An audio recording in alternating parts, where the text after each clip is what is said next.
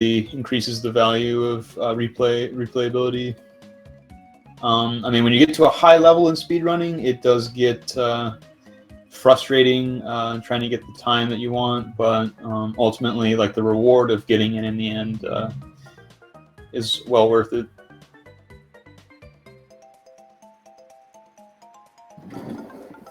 Okay.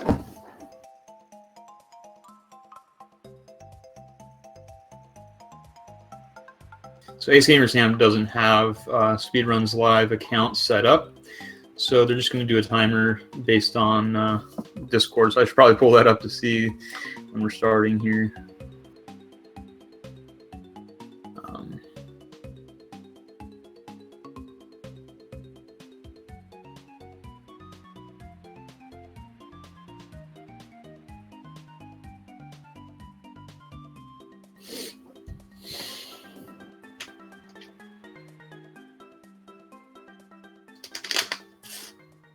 4, 3, 2, 1, go! So here we go. Once again, so shout out to everyone rolling in for this Banjo-Kazooie tournament match. This is the second match for both of these players. On commentary, it's the RPG Godfather here, which I may get someone else to come in about an hour or so when the other Banjo-Kazooie tournament concludes. But as of now, it's just going to be me on commentary. On the left, we have AceGamerSam playing on N64. And on the right, we have Pixel911 playing on Xbox 360. Now, if you're wondering why the aspect ratios are different, it's because, you know, Pixel's in high definition here playing on Xbox Live Arcade. And he's, you know, using a 16:9 ratio, while AceGamerSam's using a 4:3 ratio, standard, you know, TV ratio here. So AceGamerSam got the jump immediately, so that's really good. I've been struggling with that jump up the fence. So you're noticing that Pixel911 has to go through all this text. It is unskippable for him. He cannot do it. There's nothing that can be done about it on Xbox version. You just can't skip text. So you're noticing, you know, AceGamerSam getting a pretty solid lead here. I don't know if they're gonna. Let's see. I know Pixel didn't start his timer, it seems. Yeah, and the community as a whole has had no problem with doing that. It looks like Pixel's restarting. I don't know if they're both going to be restarting here.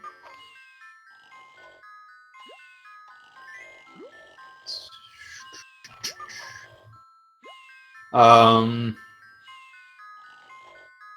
don't know if AceGamerSam got the message here, because Pixel's back on the title screen waiting and not starting here. So, and AceGamerSam's had a really solid start, so it's really unfortunate because he got the jump right off. Everything's looking clean here, and I don't know if somebody has alerted him that Pixel didn't start his timer and decided to go back to the title screen here.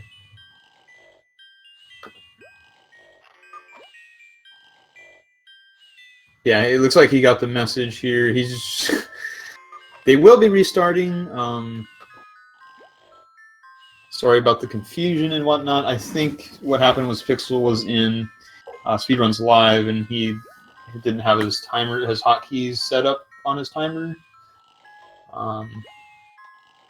Yeah, things happen. But going back to that whole, like, why is every single, you know, like, you got the PAL version, which is considered to be faster than the US version. And you have the Xbox Live Arcade version of Banjo-Kazooie. Basically, everything is accepted except for, like, emulators are looked down upon. They're always looked down upon in the speedrunning community for the most part, just because, like, emulators don't typically run at, you know, frame for frame, you know, the same way as the console does. So, and that in, you can do a lot of things with emulator, like, you know, double speed and it can change a lot of things that you can't do on normal console that can cause some issues. So yeah, they're going to be starting again here soon. I'm going to look for the countdown here. You're both ready. We're going to be using Pixel's audio as well because AceGamerSam has a mic on. So yeah, we'll be hearing the Xbox version of the game, which is actually quite a bit different. Like the audio is not the same as the N64, so you're going to be kind of hearing a different sort of version. So we're going to start up here pretty soon. This time for real. 3, 2, 1, go! Alright, let's try this again here. So I hope everyone's having a good time. There's 2 different races going on at the moment. You can check out the other race as well that's going on between Lazy Bear Banjo and the Arbliterator. There was other matches today as well. I had my match with Diggish Khan, and there was a couple other racers in that as well. We're moving right along with this tournament. It's going pretty quickly here, and Pixel did not start his timer again. He's wondering what's going on.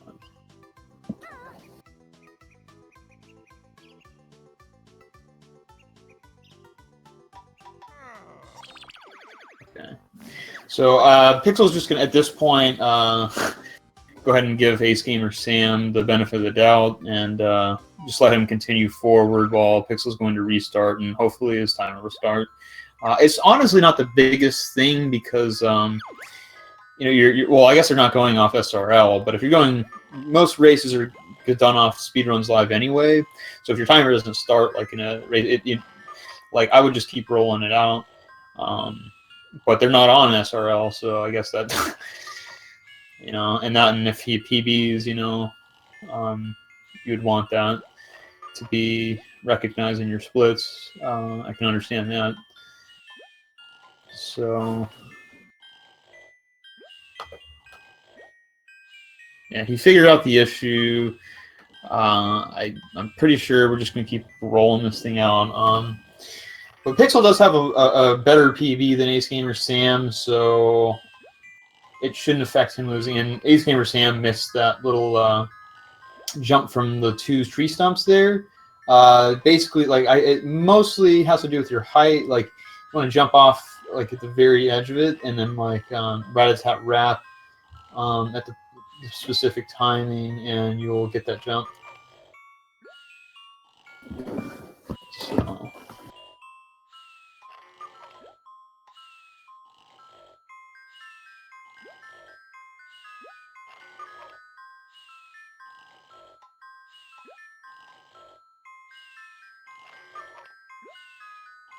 Yeah.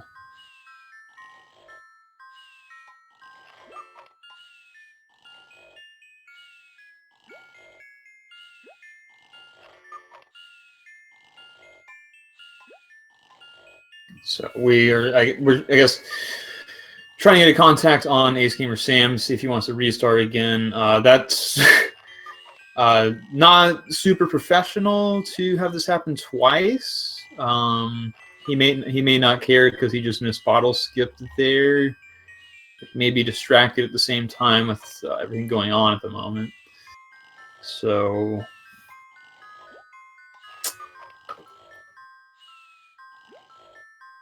he's just going to restart again. This looks like we've got the issue solved. It's really unfortunate that we're having issues starting this up here. I do know, like, some people would definitely get angry. AceGamerSam's pretty chill about it.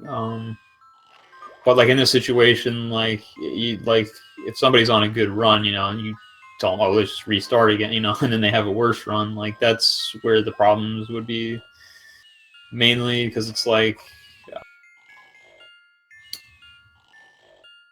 Some people would definitely get angry at this. AceGamerSam, totally fine with it.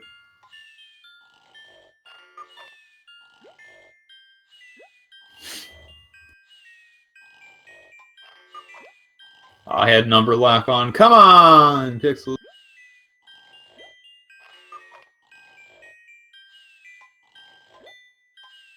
Yeah, he probably should have tested it after the first time didn't work, because I don't think he tried starting and he just figured he was tabbed out or something.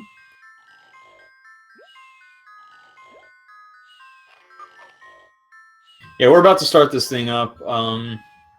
Also, I'm solo commentating until potentially the other Banjo-Kazooie race finishes up and we can get someone to join me. I'm more than happy to have somebody join me here on commentary.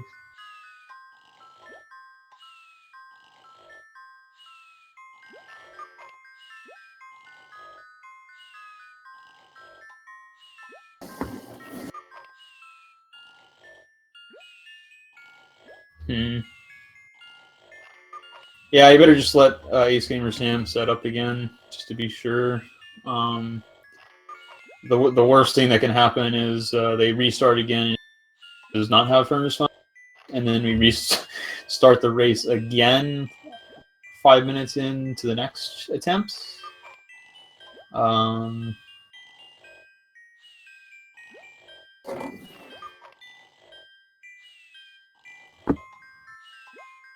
Yeah, I agree with that, Fatal Flow. He should test his timer out, because I'm just trying to get this underway.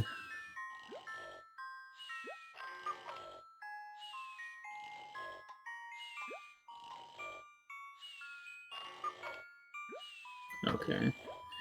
Claims that it's working. So, pretty sure AceGamerSam is going to be setting fun again, which is fine. I'd much rather have all the issues be resolved before we truly get this thing started. He's just going to go ahead and do that.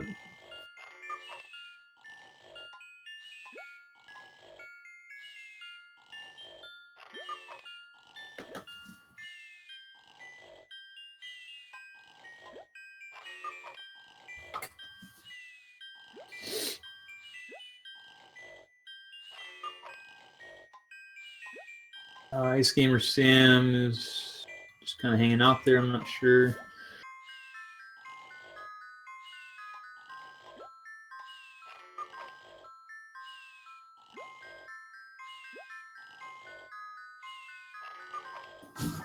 Yeah, but overall, this tournament has been pretty awesome so far. I PB'd in both of my races, which pretty much expected because my time wasn't that great, and I hadn't really had a good run until earlier today. I just missed sub 240. It's pretty solid given that I've only really played the game for the last month at the level that I'm at. Like before, I've played the game, and this is the game that really got me into speedrunning. Primarily because every level has an individual in-game timer in your menu that you can check. So you can check how fast you've done each world, and that kind of sparked my interest quite a while back, and I tried to work on getting better and better world times and stuff like that. And I did watch a lot of Cosmic Heart and Hellfoes play this game, other than Sivdy Bobo, of course. And interested to sort of come into the community, because I know a lot of people I had no idea that are good at this game, like Dickish Khan. I didn't really know too much about. Lazy Bear Banjo, I've never really heard of. Our Obliterator I've seen do, I think, Banjo-Tooie runs. He's all over. He's done all kinds of different runs. I've seen his name around before, but really didn't know too many people in the Banjo-Kazooie community besides the two. It was like three. It was Stevie Bobo is very well known, but a lot of the other community kind of gets overshadowed by that, I would say. So, AceGamerSam is just about the mini game here. Which, if anybody missed my explanation about that, I'm sure you've heard it plenty of times before. Already know what the Furnace Fun glitch is. Basically, if you were to game over during a mini game in the Furnace Fun, it will retain all your moves on one file and transfer it to the other file. So he'll have all the same moves that he has here transferred onto the new game file that he's going to be using, which speeds things up quite a bit because you don't have to go to bottles to learn all these different moves. You already start out with Talon Trot right away, which is much faster. So he got a good mini game there that will allow him to game over. This is probably the quickest one, so it's good luck, good RNG there. My Furnace Fun file, I only have 5 honeycombs. It's not required to get any honeycombs. I find it better to have 5 honeycombs because it's faster to death warp, which is what you need to do there to set up your file. So it looks like we're going to be starting here now that we are all ready to go.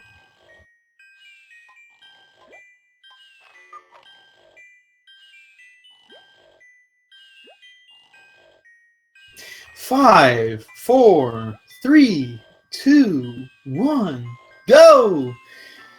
Alright, so this is it. Let's make sure that Pixel's timer is running primarily here.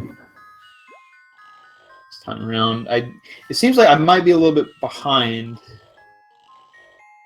I'll try refreshing.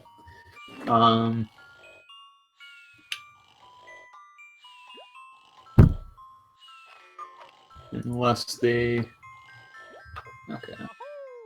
Okay, Pixel's timer has started. So this is it. This is the race here. On the left, we have AceGamerSam, who is definitely a new runner of the game. So he is still about learning this game and still pretty new to the game and all that. On the left, we have AceGamerSam playing on N64. And on the right, we have Pixel911 playing on Xbox 360, Xbox Live Arcade, and unfortunately, AceGamerSam missed the first jump there, but he got the second one, so that's still pretty good. So, no issues there. Now, if you're wondering about the aspect ratios, on the right, Pixel911 playing on Xbox is using a 16:9 aspect ratio, a widescreen ratio, which complements his Xbox, his HD TV, which I'm sure he's playing on HD TV. So you notice the quality is definitely different, as for one thing. Well, on the left, we have a 4:3 standard TV ratio. So the difference is, is going to be the text boxes are unskippable on Xbox. So they changed some of the icons, like for character icons, and you'll notice like the honeycomb icons look different, like even the faces look different. The top left, like they just kind of messed around with it a lot, Microsoft, and changed quite a bit of things. So AceGamerSam trying to roll there for an extra speed ended up talking to Bottles, and he just missed the honeycomb unfortunately as well. Struggling a bit. So Pickle's already catching up, and he had to go through a bunch of text boxes. And the thing is that Pixel doesn't have to. He is not going to get as much lag that's on the N64. There was quite a bit of lag on just about any N64 game. Generated a lot of lag, and the one good thing I would say about the Xbox version is that it doesn't really seem to lag very much at all. I want to say like there's no on Xbox, so his gameplay is going to be running a bit smoother. Yeah, so ultimately N64 is the faster version. and that's because you can skip the text. So overall in text, I think there was somewhere around like 7-8 minutes in text that you can't skip. But for races in particular, the Xbox version has a pretty big advantage of if he were to die anywhere, he will retain all of the items and notes that he had when he dies, whereas the N64 version, you start fresh every time you die. So you lose all your notes. You start back at 0 notes every time you die, and you lose all your Jinjos, for example. That's another thing. So, like on Xbox, any Jinjo that you pick up, you permanently will have that Jinjo. If you die, it doesn't matter. And you're going to probably be seeing some Death Warp strats without collecting all 100 notes from Pixel. I know that he does some of that kind of stuff. He has routed out. Him and one other Xbox runner have came a long ways in routing it out. But it's a pretty big advantage, I would say, in a race to have the Xbox version, because if you were to die, you lose all, and that's a huge thing, especially in the later levels where you'll have to go back and get recollect the notes. Pixel doesn't have to worry about any of that. So, like, you're seeing like the icons, like the Jinjos, for example, they're like completely different. Every character icon's quite a bit different. So Pixel does quite a strange route, and this is because he's on Xbox. Now, on Xbox, you're not able to do the termite skip, which we're seeing AceGamerSam head into right now.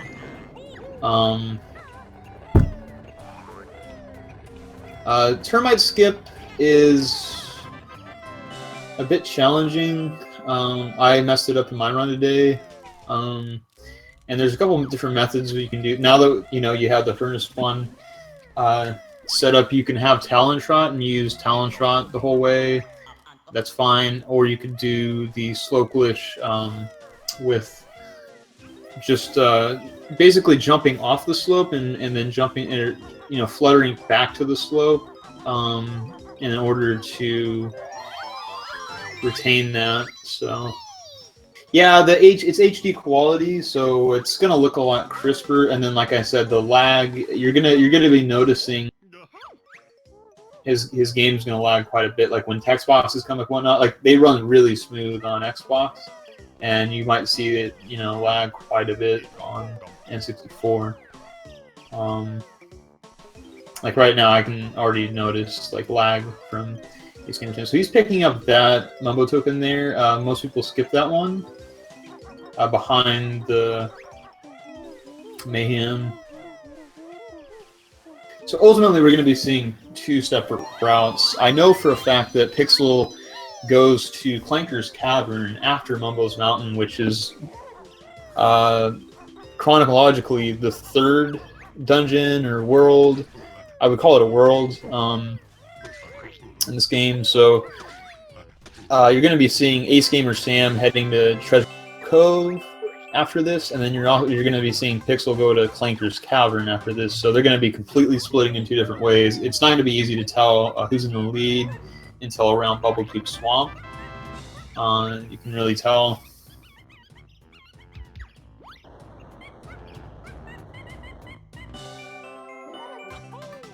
So right here, this is one of the moves that they didn't learn from Furnace Fun, which is the blue eggs. And that just makes them, it just gives them 50 eggs when they get up there. Not sure why Pixel only has 4 eggs. Does he maybe retain, does he maybe not?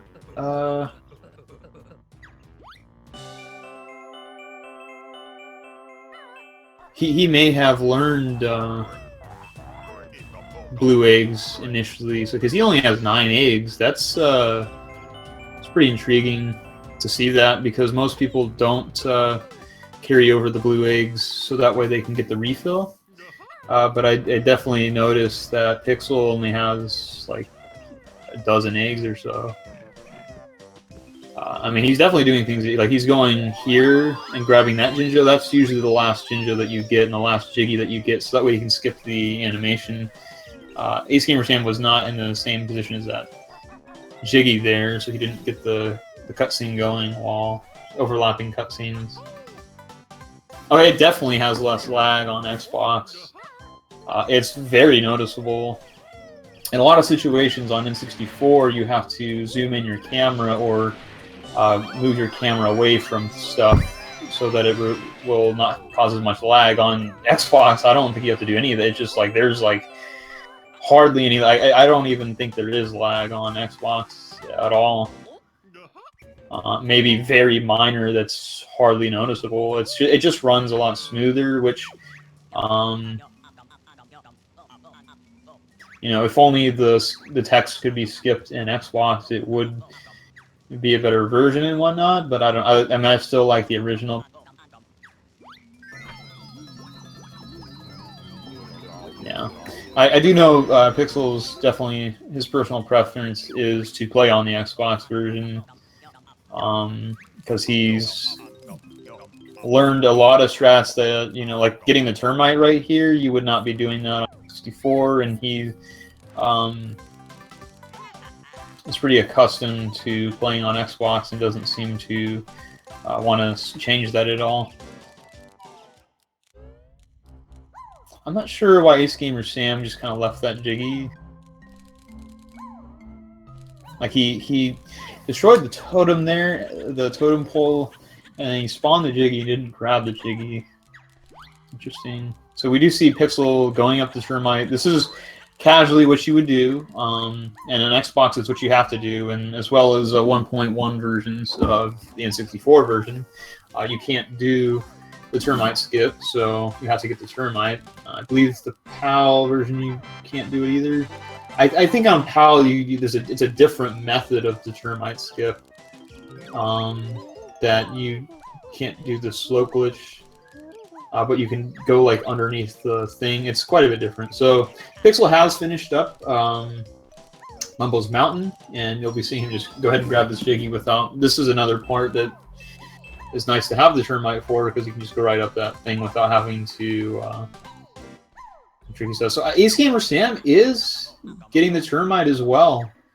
I think AceGamerSam may not be comfortable with getting the Jiggy outside of Mumbo's, and that's why he still gets it.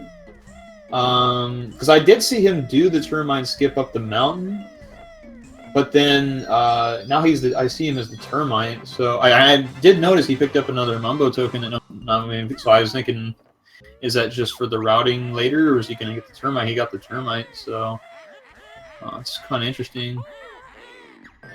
I think he's just not comfortable with this right here, going up the mountain and getting that Jiggy.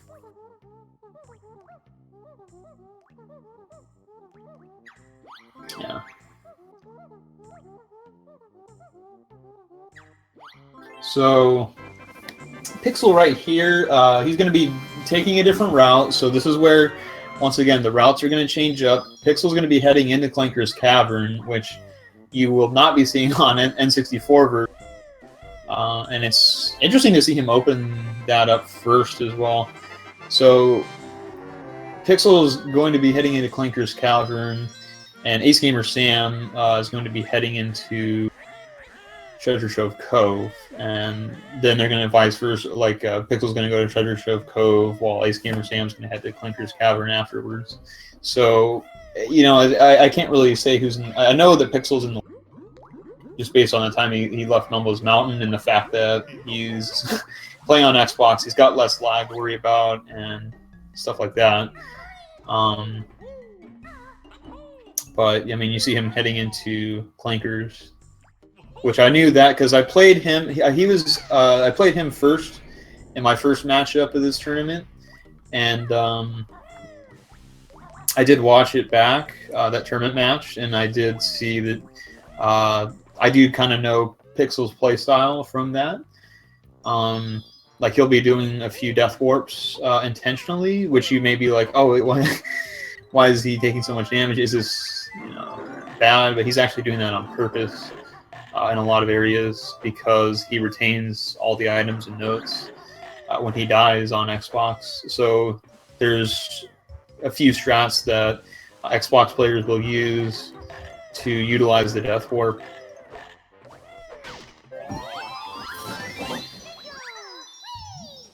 exit. I didn't see him skip a honeycomb. I'm pretty sure he got it, but we'll see. If not, I mean, that could definitely play a big role late game. So yeah, AceGamerSam is in Treasure Trove Cove.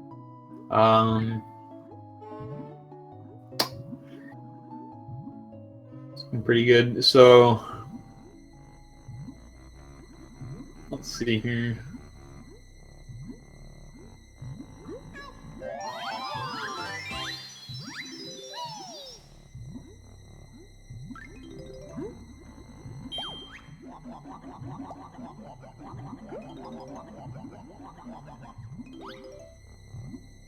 Yeah, I mean, when he collects the next honeycomb, you can tell with that. Now, AceGamerSam, see if he gets the water. He doesn't even go for. I think he wanted to go for it. I'm not sure. He didn't get the water drop here, where you can instantly drop to the bottom, which is basically when you're exiting on a talon trot, like right next to the edge. There. I think he's gonna go back for that on the token.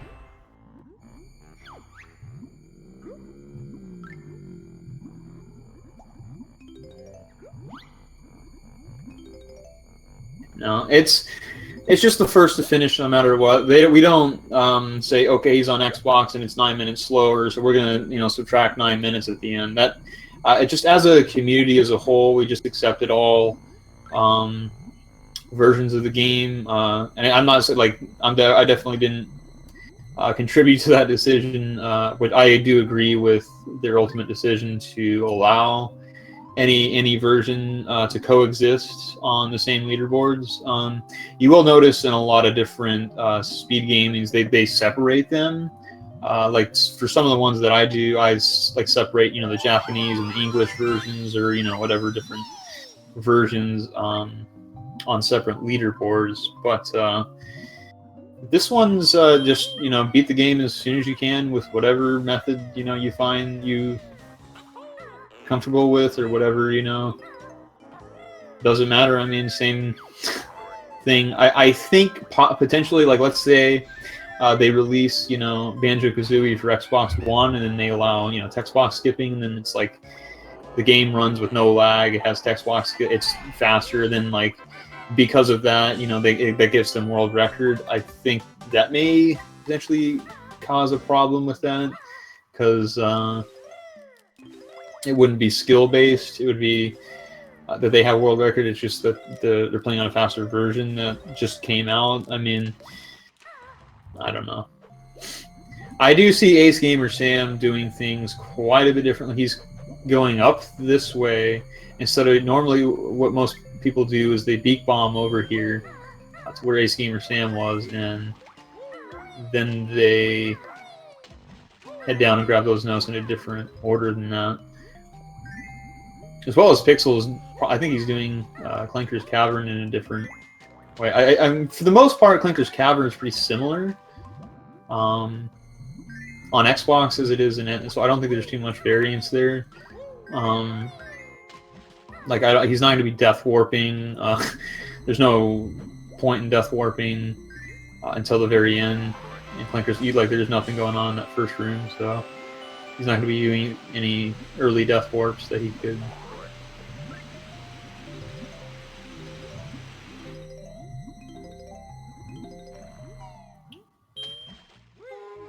Okay.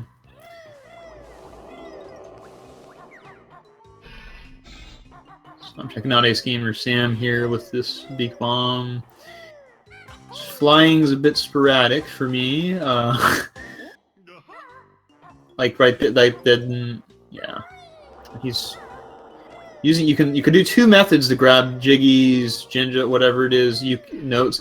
You can use Banjo's feet, which is pulling down on the control stick, or you can push up on the control stick and use Banjo's head. Like, there's two different ways to go about that, and you'll notice different runners doing different things along the lines of that.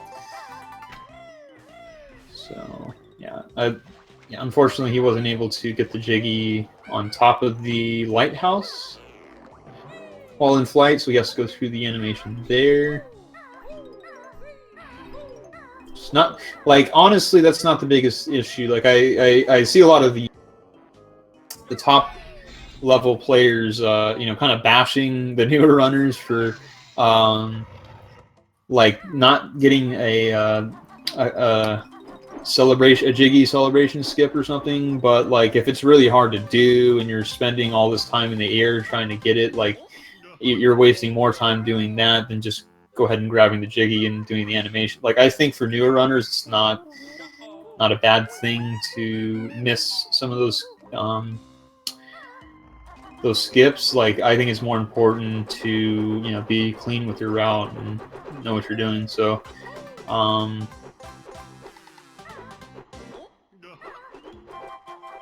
so I'm thinking, yeah, so Pixel may have missed a honeycomb in Mumbo's Mountain is what I am gathering here. Now he may not figure that out until the next world where he's supposed to get a refill and he may not get it. So AceGamerSam not going for the snacker. Oh, it's not snippet. The snippet clip. Here's the totem one. Yeah, so I mean, if he finishes before AceGamerSam, but he still doesn't have that, that's not technically 100%. So that would not be technically a win for him because in 100% you need to qualify. You need to verify that you got all 90 or 900 notes, 100 jiggies, or 90 jiggies or 100 jiggies. And there's 24 honeycombs. I know that at the end. So I'm thinking, like, if he doesn't notice it now, like, it'll be noticeable when he's supposed to be getting a refill, and he doesn't get that refill with a full set of 6. Or someone could pop into his stream and alert him.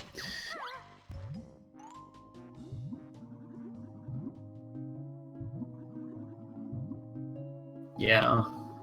Well, the good thing, like he can always just check view totals and then look through the worlds and be like, oh, well, it's in Mumbo's Mountain, and you know, I know where they, you know, the 2 honeycombs in Mumbo's Mountain. Just check those 2 locations. So AceGamerSam fell off there.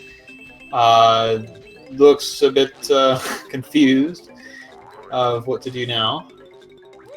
He climbing up trees that he didn't want to climb up there.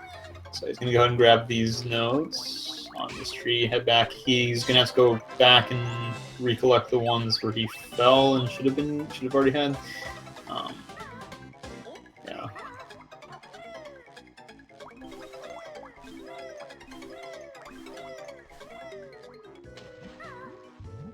Well, it's not like cheating if somebody tells him.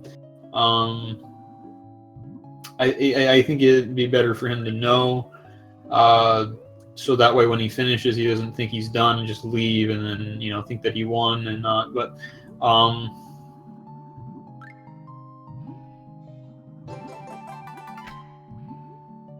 so he does. Yeah, he only has 3 honeycombs there,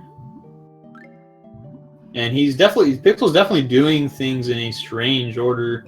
In Clinker's Cavern, going like the opposite way to collect these, this set of stuff. He's collecting the notes there. I think, is he going for the jiggy now? Is he gonna have enough time to get there? This is like reverse order in Clinker's Cavern. Most people get the jiggy, then go get the notes, and then finish with the honeycomb.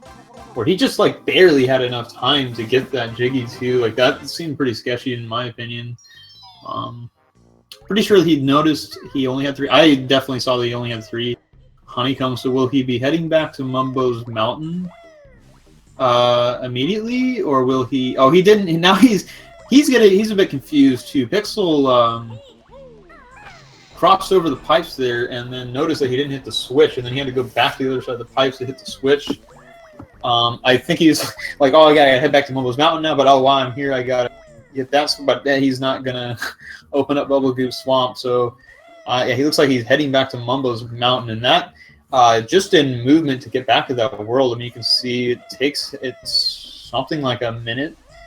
It's like 40 seconds to get there, then like what 40 seconds to get back to where he was, just in like over like Ronnie's lair movement or so.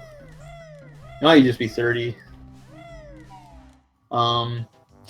That'll tighten up the race a bit because he was in the lead and he still is in the lead technically, I think. So that'll give AceGamerSam a chance to catch up. AceGamerSam collecting the final notes in TTC.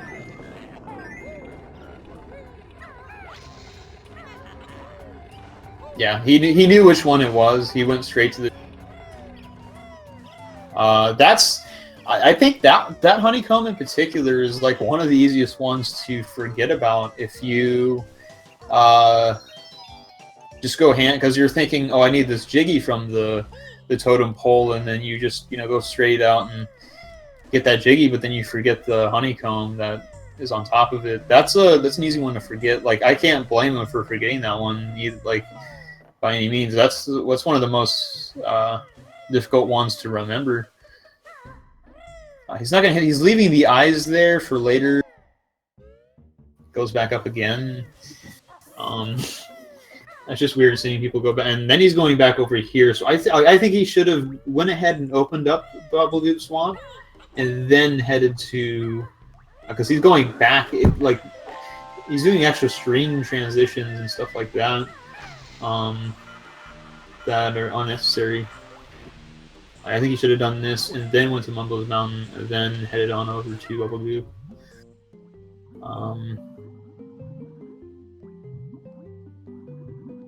Yeah, so he's all caught up now, and then we have AceGamerSam did not get the or didn't even go for it. It looks like he had like 4 honeycombs there, so did not get the Death Warp after collecting that Jiggy, which skips the animation, the celebration. But he is heading out of TTC and heading into Clanker's Cavern. So they're both actually really close at this point, because they're both about to enter into the next world at the same time. Pixel's going to be heading into TTC, which is the second world, but he's heading into it third because that is the Xbox route. And AceGamerSam is heading on over to Clanker's Cavern, so we do have it like pretty close. We'll see after each world here who's ahead, like who enters Bubblegoop Swamp first. I would say is in the lead. It's not too easy to tell here because they're in different worlds doing different things, and so it's not easy to tell. So AceGamerSam doing a backflip to get to that Mumbo token. You could just stay in Talon Trot and just kind of jump close to the wall there, and you'll get it every time. So he kind of struggled to get that, which is interesting. He opened up the Cauldron, so it's good to see. I know my next opponent is AceGamerSam. I'll be playing him on the next match. Pixel will have to take on Dickish Khan, and that will conclude the matchups for the groups. Dickish Khan definitely being the best in our group. Pixel being, right behind him, and then me and AceGamerSam, but alright. So doing things a bit differently here. So AceGamerSam, they both got the tricky jump there out of the pipe. I don't even go for that anymore because I miss it and just fall on my face. And my thing with the tournament here is just go for more race safety strats that in a race, whereas like in RTA I would reset a lot more, I would go for much riskier strats and stuff like that. But for the race setting, I decided to myself just do safe strats.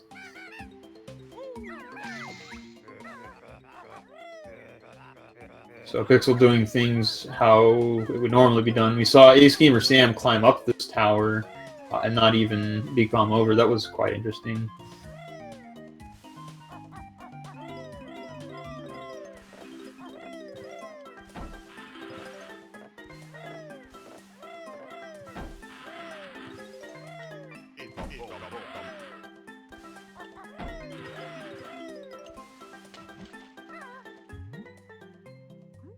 And so Pixel got the drop into the water there, and that it's like I learned that about a year ago myself, and like I was asking around like, how do you do that? Like, how do you drop down to the bottom of the water like instantly like that? Like, what do you? And basically, you just release Talon Trot right before dropping like off the cliff. Looks like Pixel landed. No, he didn't get the Jiggy though. He's got to go back for it. His movement is just really awkward here. Didn't land though. That's the big thing. Staying in flight is the most important. Let's see if he gets. He got that Jiggy on the top of the lighthouse. Nice without celebrating.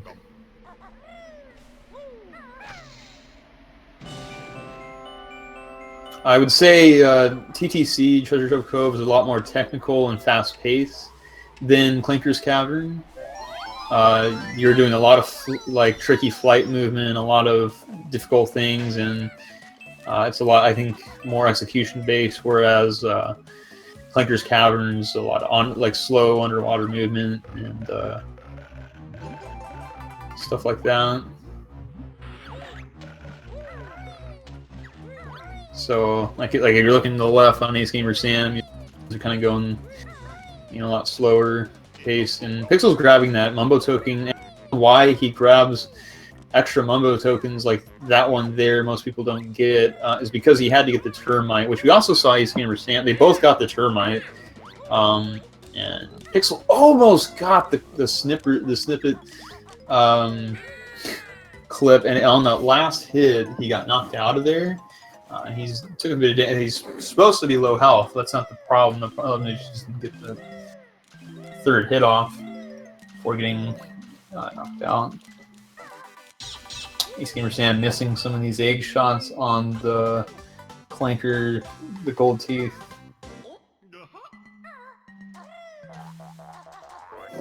Yeah, and Pixel picking up those eggs, and like I mentioned at the beginning, get the 50 eggs from bottles from that initial. So obviously he's going to have to go out of his way to pick up some egg drops, because you're going to need a lot in Gobi's Valley, and you need to use it in Mad Monster's Mansion for the pots. You need to use it in several other locations, but mainly Gobi's Valley. You need like a good handful of eggs for just about everything there.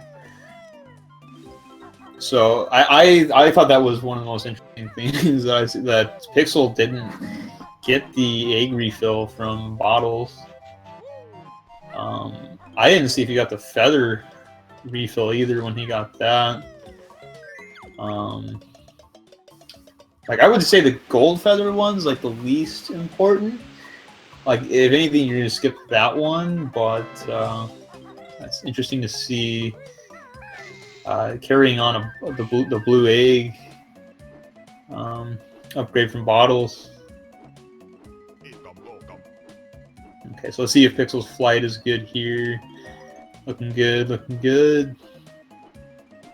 It's very difficult to do this section, the flying section here, without landing or just flying around for a bit trying to get things. Okay, got that. That was a very clean segment there from Pixel. Very clean.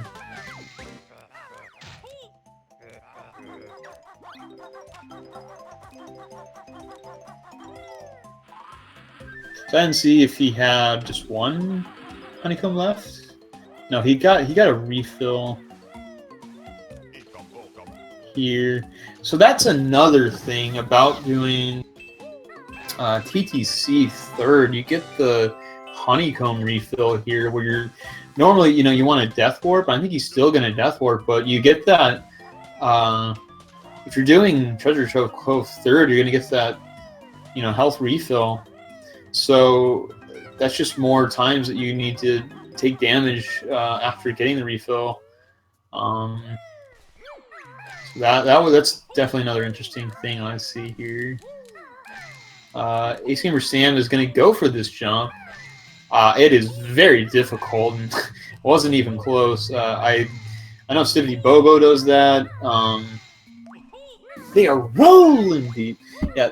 So AceGamerSam, that jump that he tried to do there, you need to ground pound at the end of it in order to gain a bit of height to grab the very bottom of that pole, and your jump has to be like at like almost like the flutters need to be like absolutely perfect, like the timing on that, and that's a very difficult jump.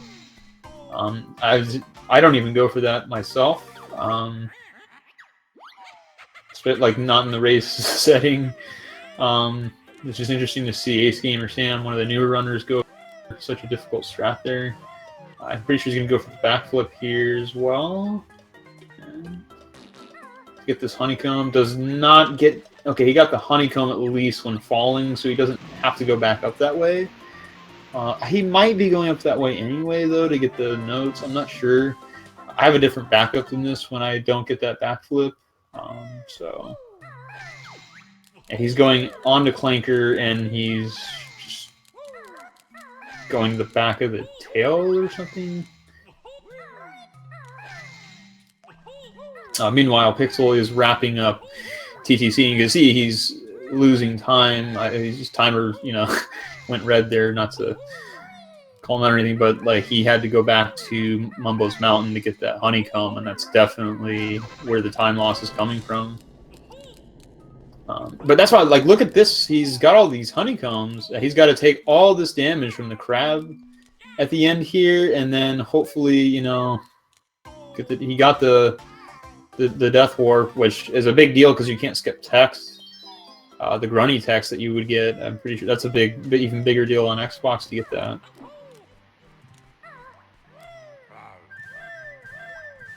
Yeah. He didn't get the feathers either. He's down to 7. Like, I think he just carries on everything from every bottle. He doesn't go to any bottles to learn any moves. He just goes out like that. I'm thinking that's not faster or anything like that. I just maybe a personal preference. Just really interesting to see him have so little feathers and so little eggs and have to pick them up along the way. So... AceGamerSam still on Clanker. So at this point, we know that Pixel is heading on to Bubblegoo Swamp, whereas AceGamerSam still got a bit of ways to go before making it over to Bubblegoo Swamp. So Pixel is definitely in the lead at this point, from what we can gather, but not by like a huge amount. But he's definitely lead.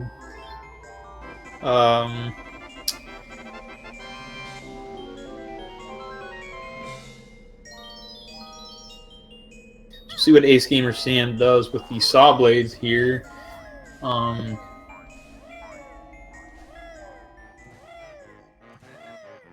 he gets hit once there, twice, 3 times. That's not good. Missed that note.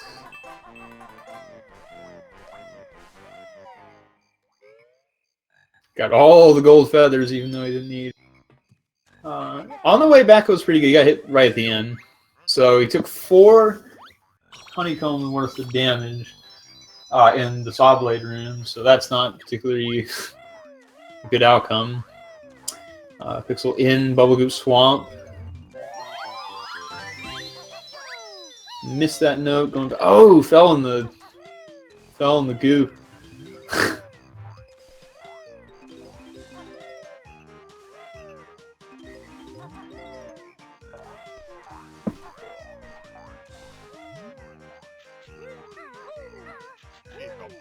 Yeah, and that little ground pound trick, like when you're climbing up ladders or poles or whatever it be, it's slightly faster. It's not like super easy to do. You have to like time your ground pounds pretty precisely, because if you do it at the wrong time, it'll actually, I think, lose height when trying to do that ground pound trick.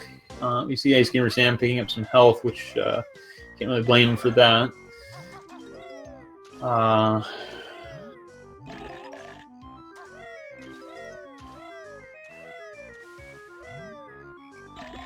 Yeah, Pixel down to 2 honeycombs at the moment, which I myself am totally fine with that. Because you do need a Death Warp after Bubblegoop Swamp, so you generally just want to lose health.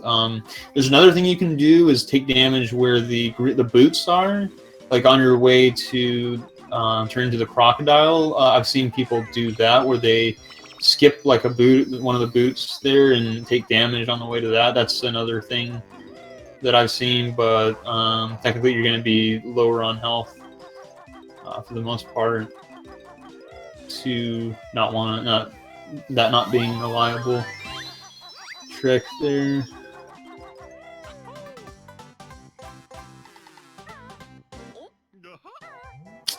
AceGamerSam kind of struggling in the green snippet room. Yeah, so Pixel's low on gold feathers in my well, but that's not too bad, and he picks up the Jiggy right away there. And he does skip huts as well, where you can, not have to ground pound these huts, and he falls. That's the issue with that, and I haven't been doing that. I skip like the first one, just continue on, because I know that if you fall past the first one, the time loss starts to get real. So yeah, he's gonna go ahead and hit that one, so you don't have to hit all these spring pads. He's like that. Those last two, I think is the hardest one to do, and it's the most costly to fail. So I don't like in a race setting. I don't recommend everyone do that unless they feel confident. You get this shot. See if he gets both anime. I think he just missed hitting the grunny switch to overlap 2 cutscenes there. Just about got it though. He definitely went for it, so props for that. AceGamerSam is going to collect the final honeycomb here, and he'll be done with Clanker's Cavern. Jiggy. Okay, so he ends at the Jiggy. So he gets the honeycomb underneath. So a lot of newer players, like even myself, I do this. I just get the honeycomb before drowning, instead of being the last thing you get and then drown, just because it's pretty awful to have to go all the way back, swim all the way back, being, swimming being a slow thing in general. Swim all the way back to get that honeycomb or whatever it is that you miss. The worst thing that can happen is you get to like 99 notes, then you die, or like maybe you miss like a note and you decide to do that strat, and like you find out that you don't have all 100 notes, and then it would not be a good. AceGamer fell on his way to the switch to open up the gates into opening up Swamp. So this is an interesting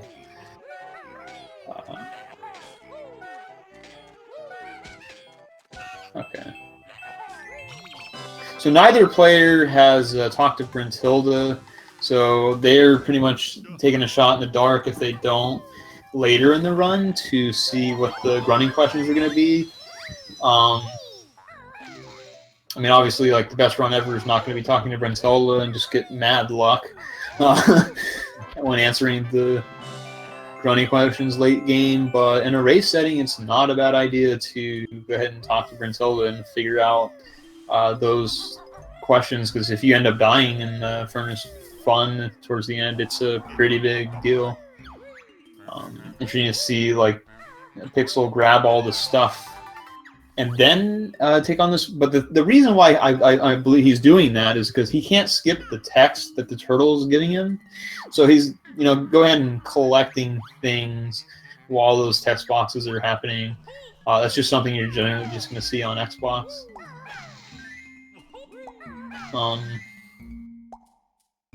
Be interesting if there's no lag in these turtles, then maybe they come up and it's harder to memorize. I don't know.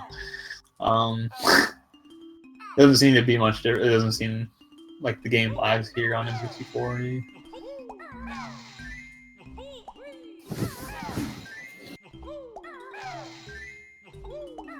Just rolling deep, rolling into the swamp.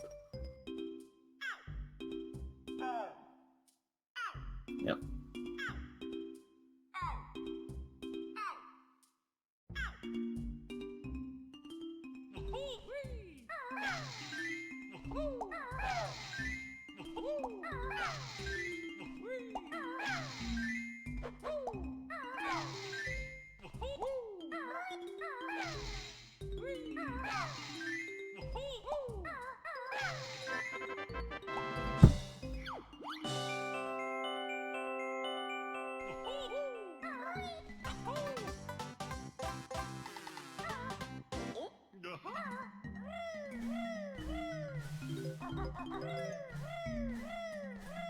So I'm not sure where the other Banjo-Kazooie tournament is at, but there may potentially be another commentator coming in to join me, but that's not. Don't count on it if it doesn't happen.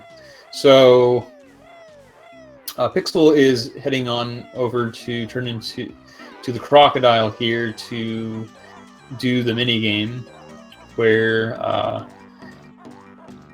that is, like, I would say, one of the most annoying parts of the run, because you have to spend so much time just to get one Jiggy. The only thing that would be more annoying would be in Banjo-Tooie, the Mary Canary mashing mini games. Those like towards the end when you're in Cloud Cuckoo Land, and you have to mash A to get a Cheeto page, and a Jiggy from Mary Canary. Like, that is, I would say, one of the worst things. You really have to mash that thing. I mean, you're literally getting a workout in 100% Banjo-Tooie run just by mashing A as fast as you need to mash it in that mini. Like, I literally like breaking in sweat when I do that mini game. Yeah, so here Pixel, like I said, he's skipping one of the green boots here, and that's what I was kind of talking about. Like, I've seen some runners do that, and it's a good way to lose health if you have more health than, because you're going to be doing a death warp at the end of Bubble Goop Swamp. So him taking the damage there is, I mean, it's faster than using the boots, for one, because the boot movement's a lot slower, and you're also losing health, so you can take that death warp at the end. Yeah, Mary Canary. That's the only thing I can argue. The Mr. Vile mini game here, and that's not in this game. Luckily, the Mary Canary races. So AceGamerSam has a pretty important phone call, it looks like, which takes priority, and I can totally understand where he's coming from, and he has to pause here. Things come up in real life, you know. It's understandable.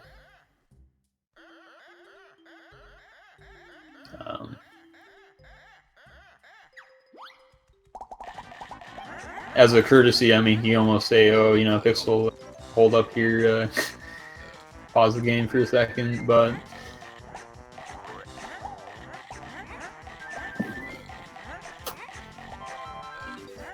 because like for example, in, you know, races that I do with the Rollin' Deep crew, like, we would, you know, look out for each other if we needed to take a break.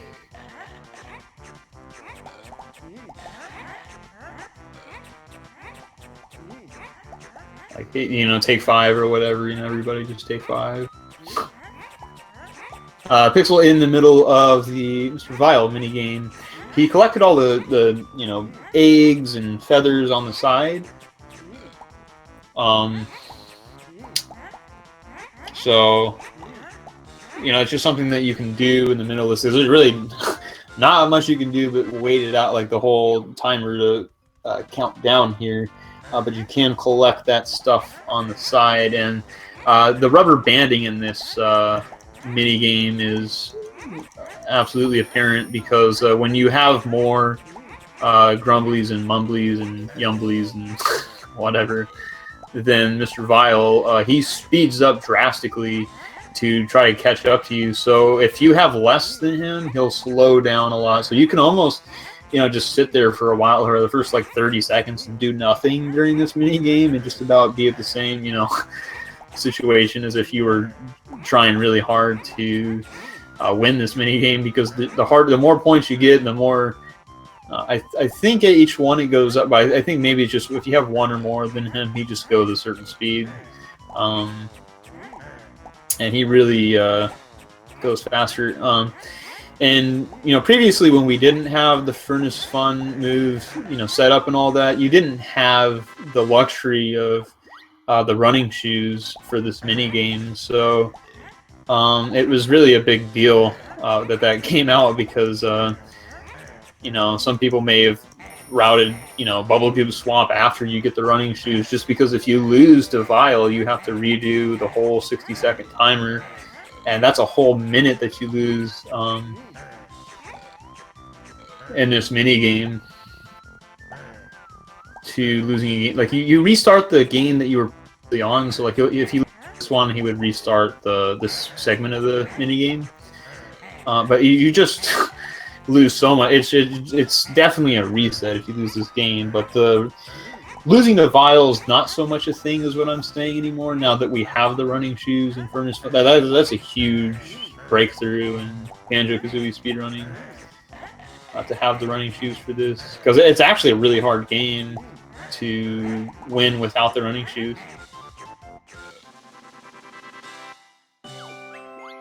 Yeah, so AceGamerSam still caught up, which I know they really wanted to have a clean race.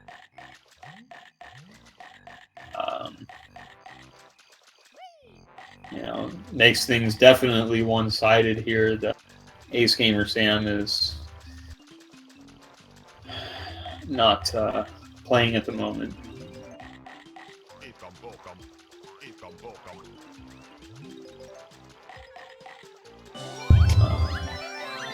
We'll see if he continues forward. If the worst thing that comes up, like he may have to quit the race, but I don't think that's just going to happen. I think he's just having a phone call that's very important, which it's totally understandable. Get an important phone, you know, business call. You should probably handle that.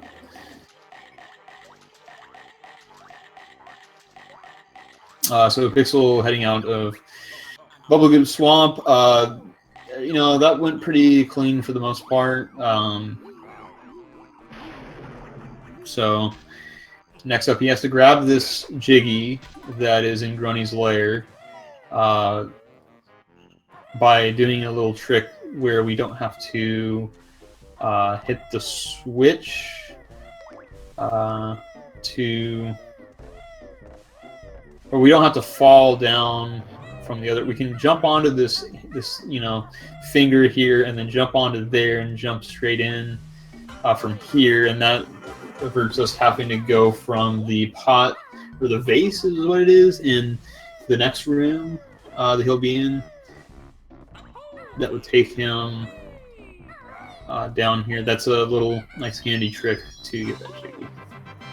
So next up, he'll be heading into Gobi's Valley. The route's basically the same for, you know, which world he's going to be going into. He's playing on Xbox, so, you know, things are differently. He may definitely do a death abuse in Gobi's Valley. I saw him do it in the race with me. So it's not unheard of that he'll be utilizing a death abuse here, and you know, whereas if you were to do that on an N64, you would lose all your notes and have to recollect them all.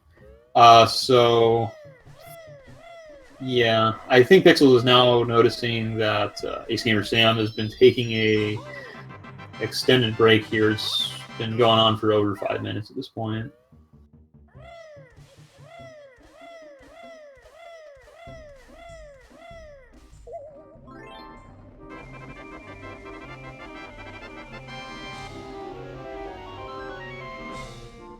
Let me check. Well, they're not on SRL, so can't really check that.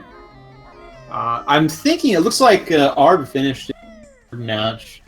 I think he's in on an interview, doing an interview for his run. And like I said, I may be joined by somebody else here on commentary, or I may not. I can't confirm.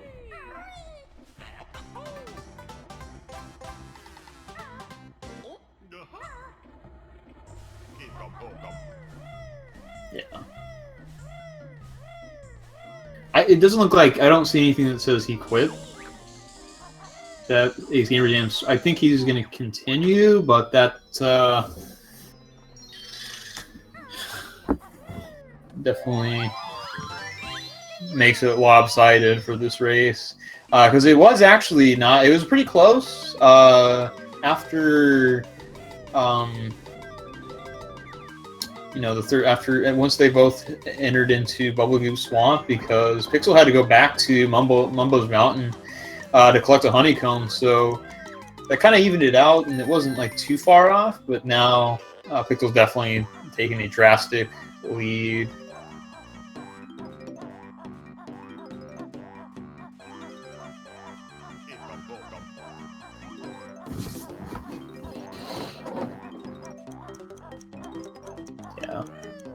And the thing is, like, this is one of the races that I've seen. I think AceGamerSam does not have a Speedruns Live account. So most of these races have all been done on Speedruns Live. This one in particular is not being recorded on Speedruns Live because of AceGamerSam not having the account set up. But they're just using Discord. So, yeah, it looks like Pixel got the Rollin' Deep Gobi clip.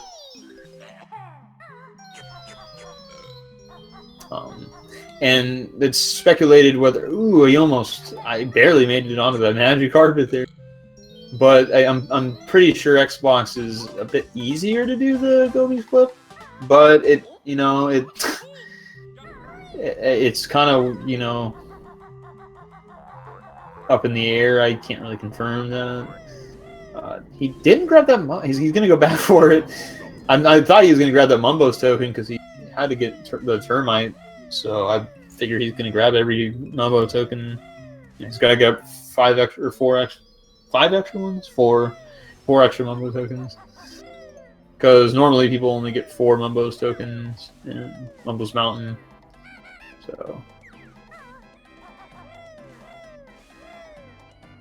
Alright, AceGamerSam rolling back in.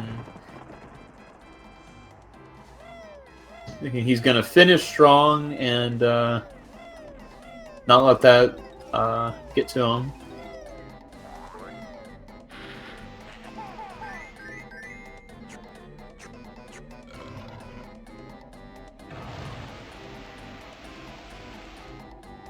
Okay.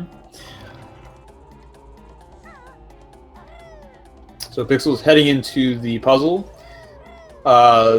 This is the same every time, and well, he's grabbing those notes. Again, with is it like that orange Jinjo looks brown to me on the Xbox. Quite a bit of difference. Yeah. So AceGamerSam is going to continue and pick it back up. Just give some props to AceGamerSam for continuing here. With a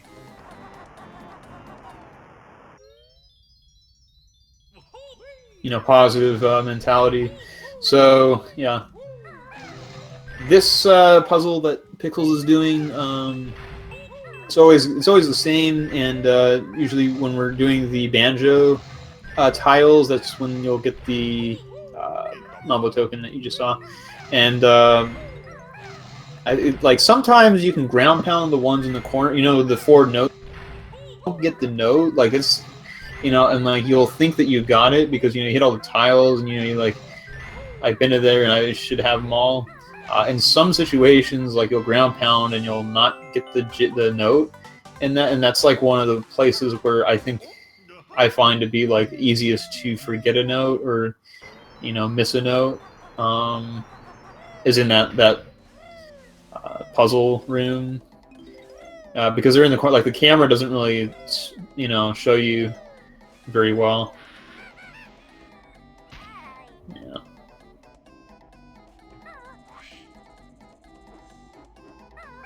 So AceGamerSam is a little C up here to get the right angle on this crocodile, and shooting 3 eggs to be sure to get that long shot.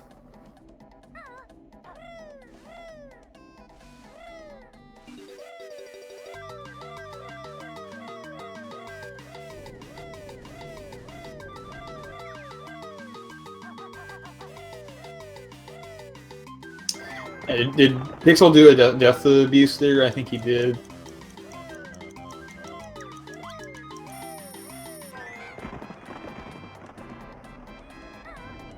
I'm pretty sure he did an intentional. I've seen it in the race he did with me. He did a intentional death warp on the cactus. And it's intended because he retains all the stuff he does on Xbox, so it's not. Yeah, and I was kind of explaining that earlier. And I know, like, you know, people. You know, Pixel on the right is playing on the Xbox 360, Xbox Live Arcade version, which is why he's, you know, in a 16:9 aspect ratio here. While we have AceGamerSam on the left with a 16 by or 4:3. He's playing on N64, but on Xbox version, you don't have to recollect any notes if you die. So the Xbox route actually death warps intentionally in situations. So it's actually something it's routed into the Xbox for like the speed run. You're gonna see them actually death warp on purpose without having collected all 100 notes, or without having collected all 5, you know, Jinjos, which normally you would lose your Jinjos if you die, and you would lose the notes, and any like some like activities you may do. Is like if you like activate, you know, like statues or something, or like pots, you know, for Bad Monster Mansion, and you die or something, and you got to redo that. Stuff like that, like events get reset too. I'm not sure if the Xbox version resets some of those events. I mean, I did play on the Xbox Live Arcade version. Me personally, like, I hated it because you couldn't skip any text. Like right here, yeah, in this room that Pixel's in, he's collecting notes and the Mumbo token while that text box is up, because he can't skip the text box like you could on N64 and instantly pop that open. Yeah, the community as a whole has no issues with having different versions coexist on the same leaderboards. I mean, it's the community's decision overall. There's not, you know, one person in a community, obviously. There's not one person that says, oh, you know, have that. It's a collective decision between a group of people is what a community decision is. And nobody has an issue with it, so. Yeah, I mean, I know 2 runners. I know Pixel and the other guy who has a better time. Shadow Worm or something. So you see here, Pixel is taking all this damage on the cactus. He's actually going to do an intentional death warp. I saw this in the race that he did with me. He's going to intentionally die here, and you know, that's not something you would do on N64 ever, because you would lose all your notes in progress. Yeah, I don't have a problem with it either. Like, I can understand if, like, you know, somebody has a better run than the other person, but because they're on a slower version, that, you know, makes it, their time is worse because they're on a version that's not as fast, but maybe they played better, and then they get maybe angry about, or, you know, controversial about it. Yeah, so he's. I thought he was gonna death warp. So he took all that damage. It looks like intentionally on that cactus there, and then he went and picked up all that health from that. You know, that honey stash there. I'm not entirely. Did he not get the honeycomb in there? And he has to. He went and got it, so that way he can do this damage boost. That's what it is. And now he may do a death warp. Kind of, he missed the honeycomb, and that was true. I thought he grabbed that.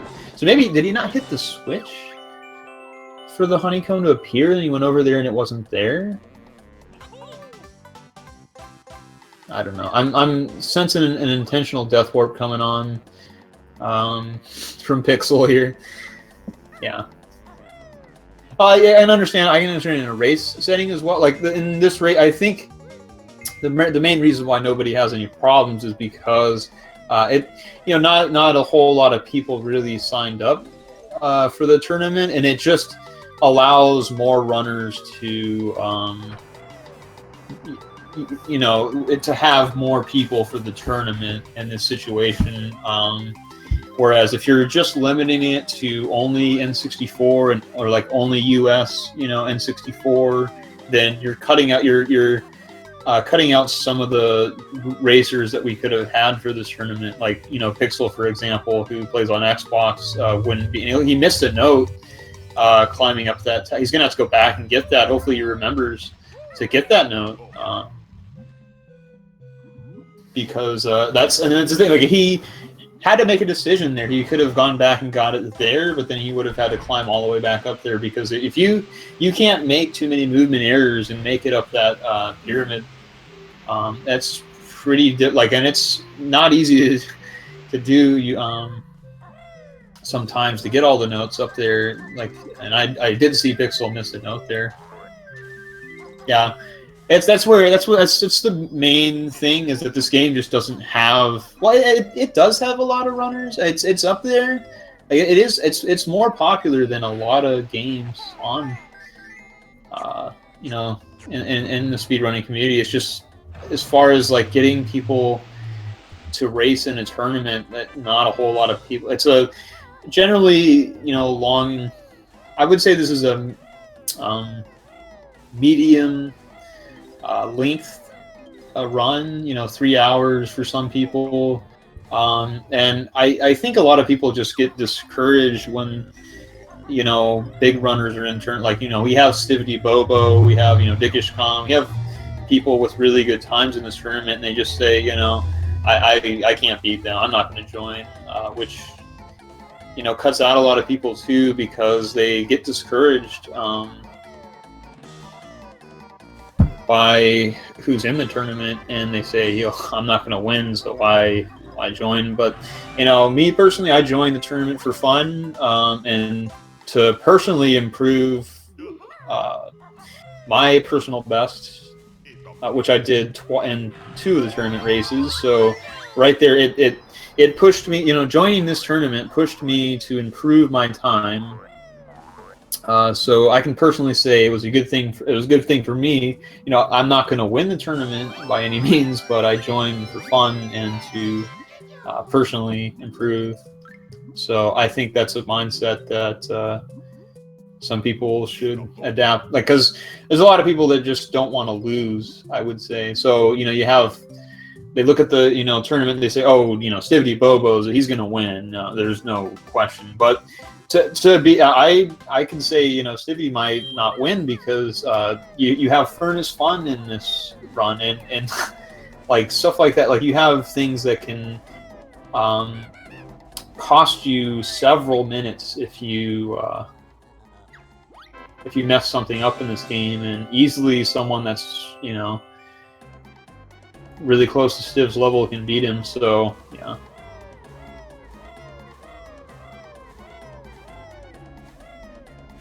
So that's what I have there. Looks like Pixel's getting to the end here of Gobi's Valley. He's doing a lot of weird stuff, like grabbing honeycombs from all those hives there. It's seeing quite a bit of different things from Pixel.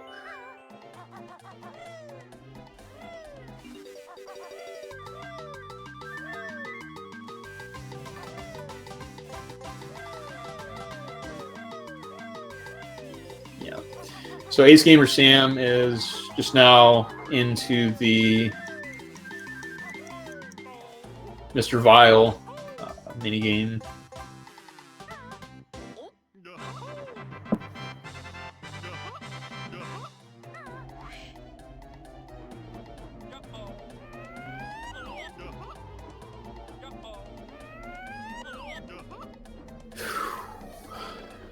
Okay, so here we have Pixel recollecting that. He's trying to fly.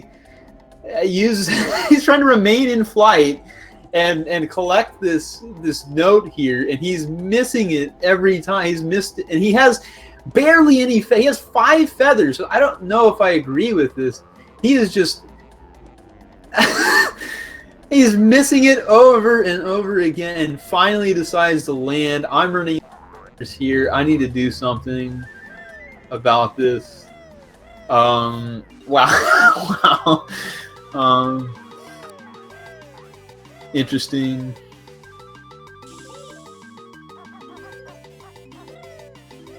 That was not something you see every Banjo run. I understand why he was trying. He tried to save a bit of time, and he's trying to get up this hill right here, and he dies. So if he was on N64, this would be a tragedy. But he's playing on Xbox, and he retains all of his notes, so he doesn't have to recollect all the notes like you would in an N60. So like, let's say if AceGamerSam were to pull that, that would be a tremendous time loss. And he was gonna death warp at the end of that. So yeah, he's definitely having some issues here in Gobi's Valley. Yeah, and that's where people say, well, that's not fair because you know. But we all agreed as everyone that joined the tournament agreed to allow all the versions basically prior to the tournament starting. So nobody's really, nobody really is going to contend that. But in that situation there, where Pixel did die, had that have happened on N64, we're looking at a 6-7 minute time loss. He has to go re-enter every room, collect all the notes again in Gobi's, if that would have happened on N64, but instead he just takes a, maybe a 40-second loss, as opposed to like a 7-minute loss. So very, very interesting Gobi's Valley here from Pixel. Yeah.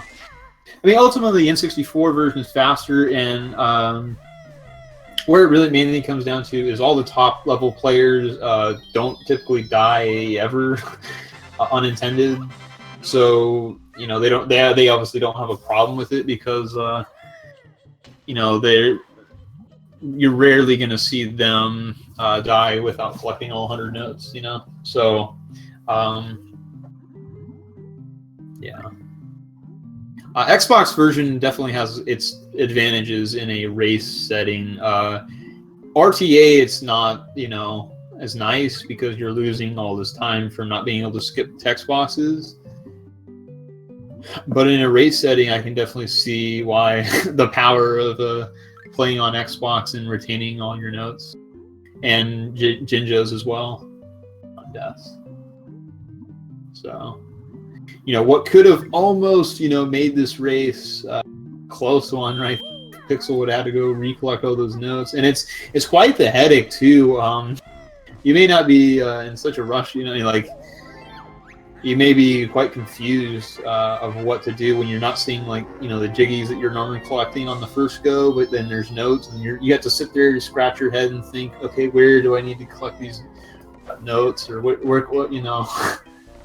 When you die, it's quite devastating on the N64 version.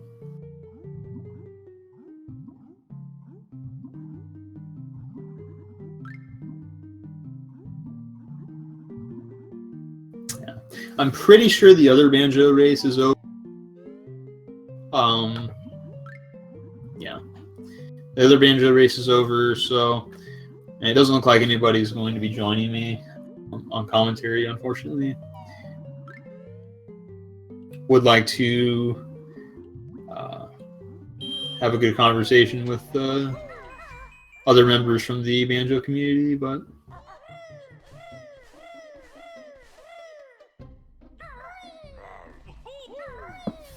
okay. So Pixel is opening up this cauldron here, and that's going to be at the end of Mad Monster's Mansion. He's gonna say so on the Xbox version. So another thing, you know, kind of bring up. He's not gonna reset the Xbox. There's no reset. Like you have to go all the way back to your hardware system and boot up the whole like Xbox 360 thing, and then go to the game again and all that. If you were to do that, whereas. So, like, after Mad Monster's Mansion, where you're going to be seeing, you know, a reset on the N64 version from AceGamerSam when he gets there. Here, he's just going to pause the game and hit exit game from the Xbox menu. Also, this Mad Monster Mansion is going to be quite a bit different. He's doing things in, like, reverse order almost. Like, and not even, like, it's just... a very strange order, and that's because I think he's going to be taking a death warp on the Xbox. Like, the Xbox routing is just obviously different because of the different... Like, it's... And see, here he didn't have that open already, but I think he's still going to make it.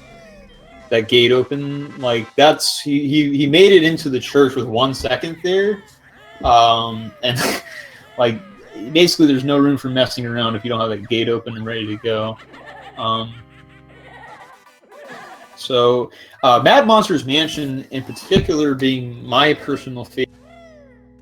I like the dark tone to it. I like the creepy, you know, music and setting, and I just personally really like this. So he's collecting the notes on the side here. Usually you do that after falling from the top. So I'm curious as to what he's down to 3. I'm pretty sure he's going to be taking a death warp in this church. So here's, you know, one of my favorite. So you have the organ here. You have to memorize the order of how the key, what keys to play. I wrote this down, and that's how I drew like a diagram of this piano, and I drew each note. I looked at it, and I drew a diagram here of this organ, and that's how I do it personally. There is 5 keys that he has to hit on the first, and here he has to hit 10. So there's a total of 15 keys that you would have to memorize, or you can write it down, like I did, just to have that. And there, if you play the wrong note, you take damage. So let's say he, you know, does that 2 more times, he's gonna death warp a bit early than intended.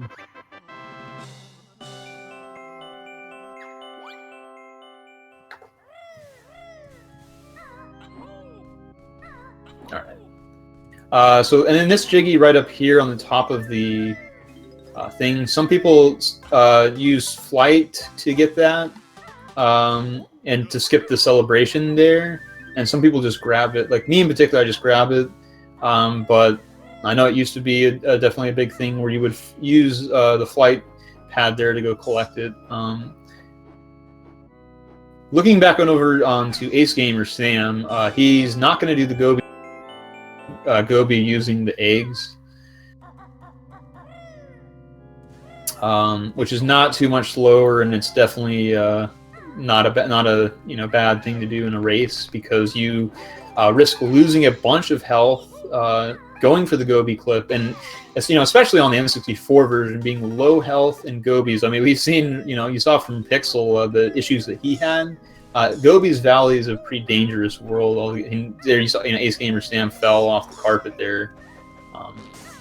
And another thing in Gobies is you really need a lot of eggs. So 24, AceGamerSam having 24 eggs at this point, he's going to be a bit, resourceful with his eggs. Like you see him only shooting one egg into these things. I usually just let him go, but I collect a lot of eggs though, just to be safe. Because you need a lot of eggs in Gobies to shoot into all these Sphinx's mouths. Pixel in the bottom of he death warped, didn't he, after the church? Didn't really see that. Yeah, AceGamerSam had a phone call in the middle of this race that cost him, I would say, 10 minutes. Around 10 minutes. Yeah, and especially if let's say Pixel was playing on N64 and he died because he died in Gobies, he would have had to recollect all those. He would still be recollecting. He would still be going in Gobi's Valley recollecting notes in that situation. It's a pretty devastating mistake to die. And so another thing, so you'll see on the Xbox version, the exact room that Pixel's in now, he's not going to jump off the ice thing to collect these notes, because he has to wait for the text box for the glass to disappear, whatever it is. So he's going to go collect all these notes while this text is occurring, and that's just because he can't skip that text. So he'd have to sit there and wait anyway, so might as well collect the notes while waiting. So that's another thing, you'll see on the Xbox version, because it's faster to collect those notes during that text box. And he definitely the gate's back up again, so I definitely can confirm that he Pixel death warped after in the church.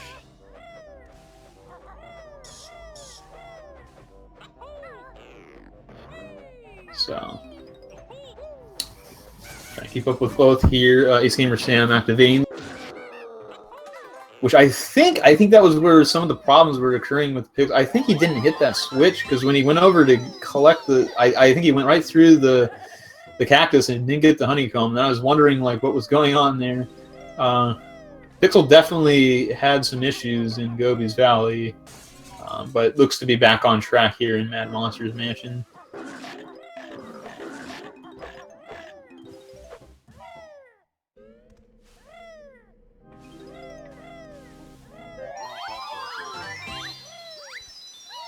Okay, so AceGamerSam heading into the pyramid with the puzzle. See how he does this. There's generally, one way that everybody does it, but I have seen newer runners do different things in here. AceGamerSam thinking about it. Okay, so he's starting with the Jinjos, which is different. Honeycomb. He may have this written down and is looking this is definitely a different puzzle that you would not normally see.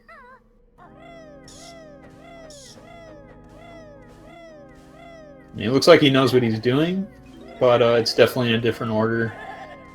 Pixel, he's in the labyrinth, so he's going to be doing a jump off of this honey hive to get on top of the labyrinth maze, and at that point he's going to jump over the fence. And another thing, so Pixel is getting his last Jinjo here. Normally you would get the last Jinjo where the water is. So you can jump in the water and skip that that celebration there, or So he's going to be jumping on this honey hive didn't get it. It's a tricky jump. I was lucky to get it second try in my race today. This is definitely one of the harder strats. This jump off the honey hive and then over to the.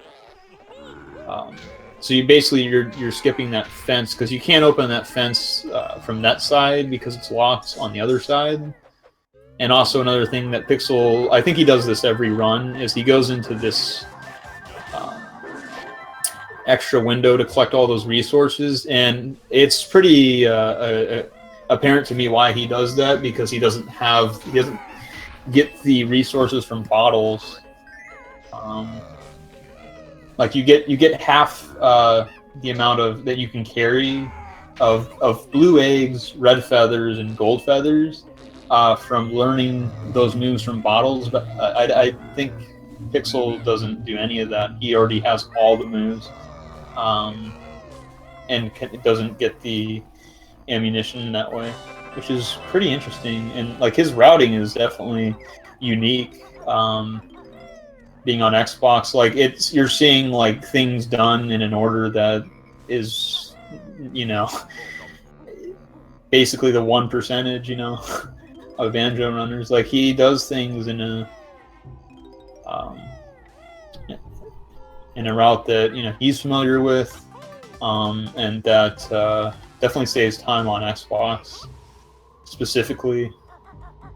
So AceGamerSam going through all the rings.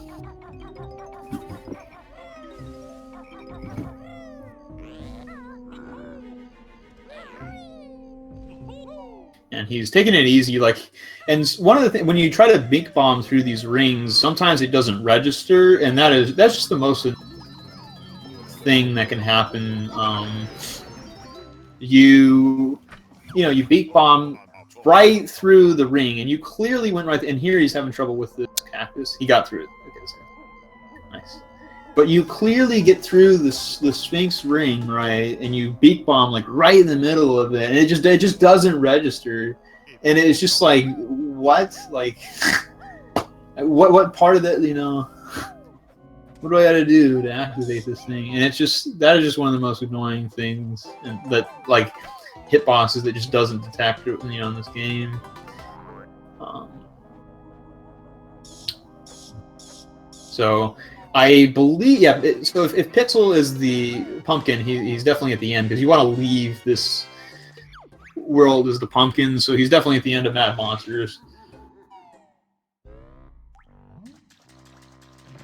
And AceGamerSam struggling to get these eggs in, and this is another reason why I brought up the fact that you need a lot of eggs in gobies, and this is definitely one of the main reasons why, because you can just poop out all these eggs and miss all of and you can have like 5 eggs here and just be like running up to go collect the ones that you missed, because you're so like resourceful with your, like you're so stingy on your eggs, and you need to get them all in. Yeah, I don't know what Pixel is doing. He's jumping on the top of these vines. Like, very interesting. Like, is it because he didn't have the gate open? I think that was a gate skip kind of a thing, because he didn't have the gate open. Very interesting. And he's grabbing these gold feathers because he's low on that.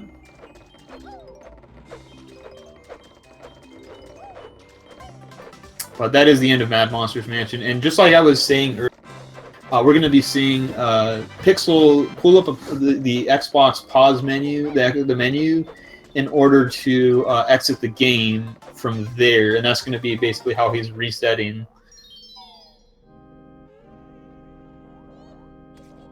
Yeah, rubber banding is definitely a thing, and it's pretty common in a lot of N64 games, actually. This one especially, like Majora's Mask, for example, the Goron race is complete rubber banding. Like, you can have the worst Goron race of your life, but then right at the end win it just because the rubber band, they're going really slow for you to catch up. Yeah, Boggy, Vile, and this game has rubber banding like crazy. AceGamerSam down to 1 honeycomb. Let's be careful here. Oh, ooh! Get up there, Ace Gamer. Do not die in the sand, please. He's stressing me out right now. Okay, he's got some health. Thank God. Because AceGamerSam would have to serve the penalty of recollecting all the notes again, recollecting the notes if he dies. He doesn't have the luxury that Pixel has of dying. But you did see Pixel exit the game from the menu of the Xbox menu. And now he is going to be heading into Freeze Easy Peak.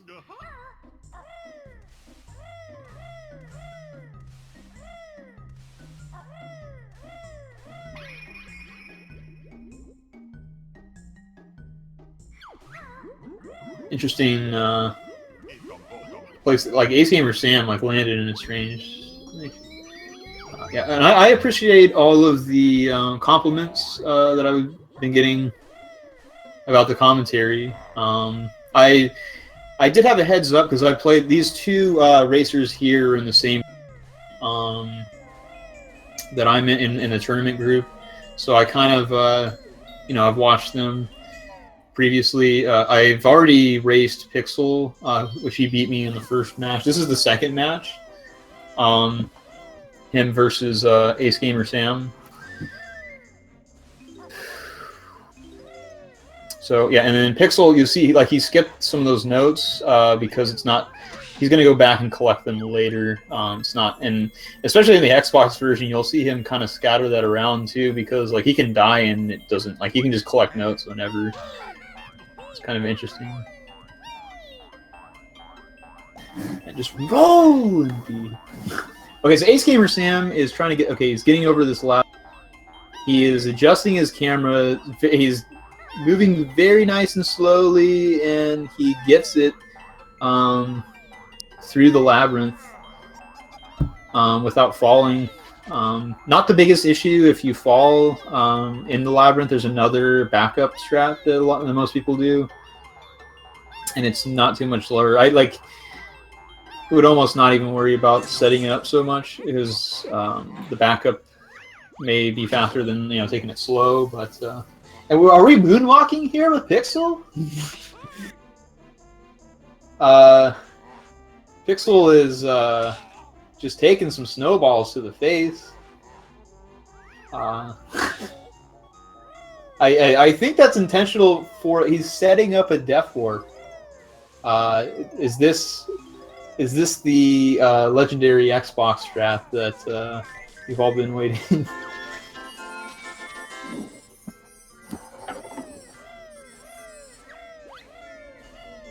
The role playing, yeah, I mean that's something that is done behind closed doors. So.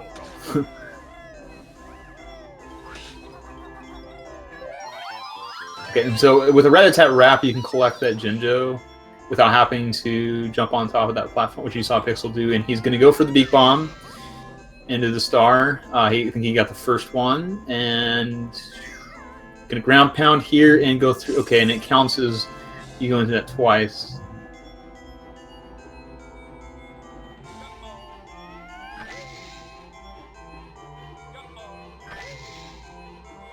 Alright.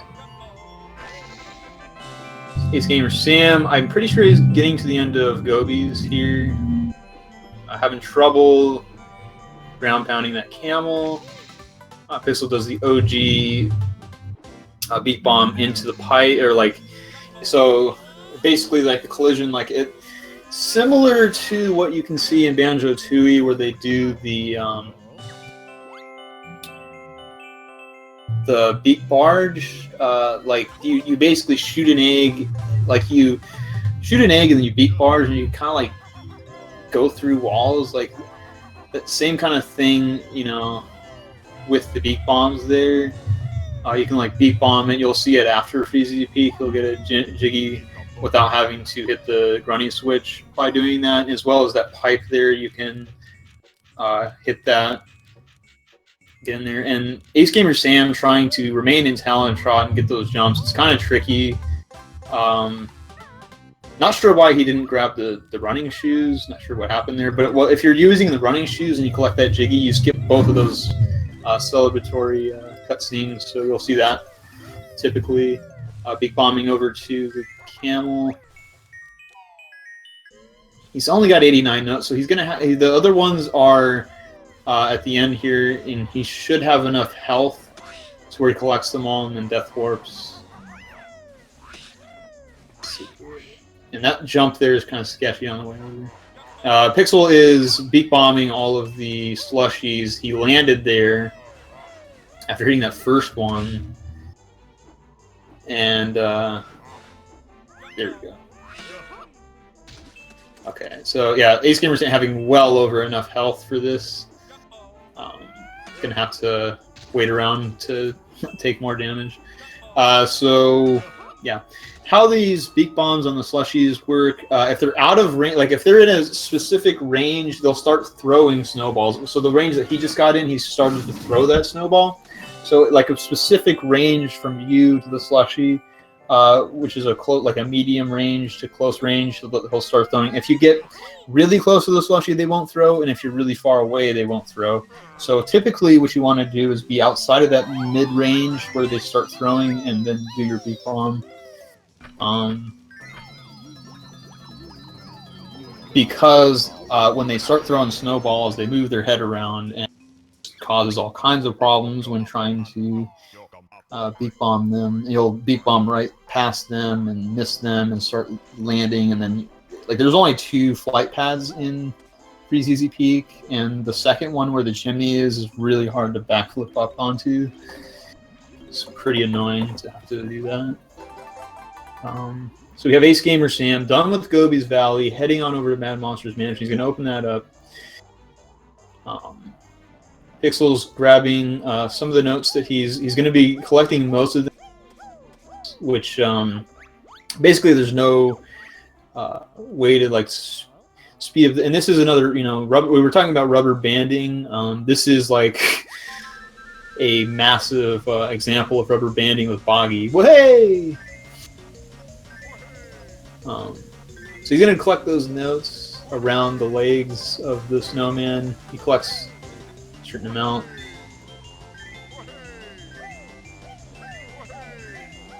Wahey! Wahey!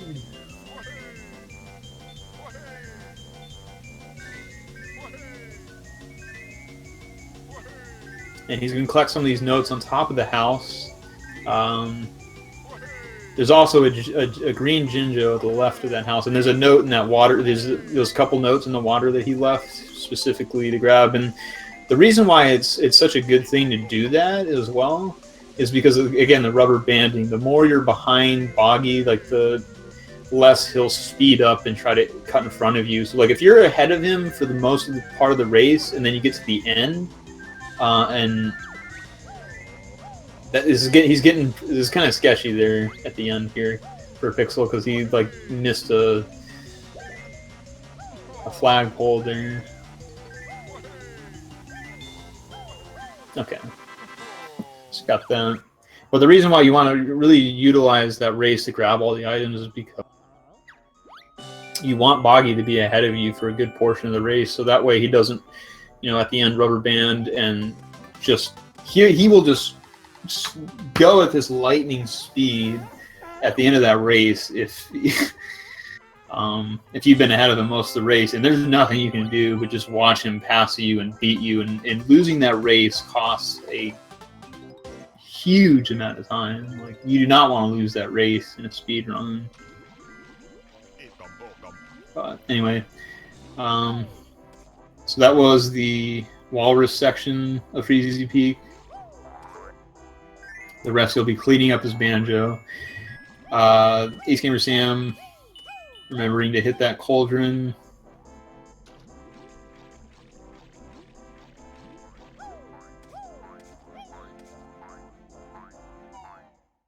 Yeah.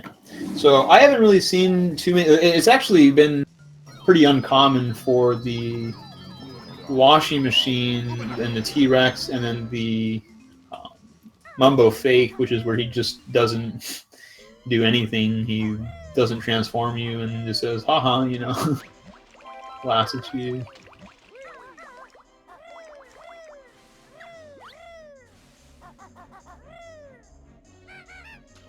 Okay. So he's taking this second trip to pick up a lot of the stuff around the snowman.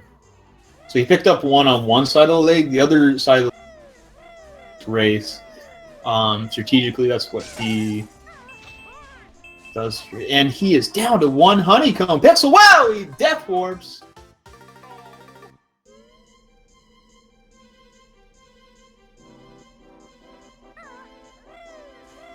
Kazooie, I guess they just fuse into one body form, because there's, you know, I guess both of them just coexist in the same body. And that was not an intentional death warp for Pixel, even though he's on the Xbox version, and a lot of the Xbox routing uses death warping as a strategy. That was not an intentional death warp. That was unintended. Yeah, they just both coexist in the same life form, so they're both, you know.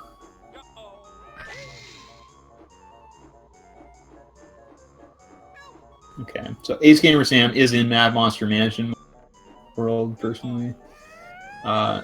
Freeze Peak is definitely my second favorite. Like, Freeze Peak and Mad Monster Mansion are very well designed worlds in the game. So another thing, Pixel doesn't have to zoom in here. If you zoom in your camera during this section with the red feathers and the nose, it'll actually reduce lag. But since he's playing on Xbox, he gets like no lag, so that's not a thing for him. Like, he doesn't need to really mess around with his camera to reduce lag, because he doesn't really get it on Xbox. So that's definitely one thing the Xbox definitely has going for it. Like, if you don't like to, you know, adjust your camera at all times to try to reduce lag, like, the Xbox version doesn't have any of that going on, really. Okay. Yeah, so AceGamerSam is definitely doing the route that I'm familiar with in Mad Monster Mansion. Pixel did like an entirely different route, and so does he have to kill the snowman again? That's what. So he does. So not all events are saved, right? So he didn't get the Jiggy on top of the thing because he death warped. Did that just happen? I think because Pixel went to the top thinking that, and he has to recollect the presents because of that death warp. So Xbox doesn't save everything, like the event stuff. That's what I was wondering. It doesn't save over the presents, so he has to recollect the presents, and he has to kill these slushies again. That was a big time loss for him to die there to that icicle, ice cube, because now he's got to kill the slushies again, and he had to collect that present. He had to recollect. What is the AceGamerSam follow? He's hanging out under a chair.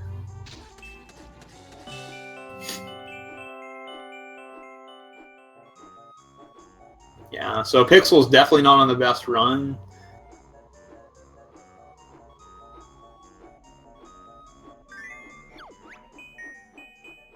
Well, yeah.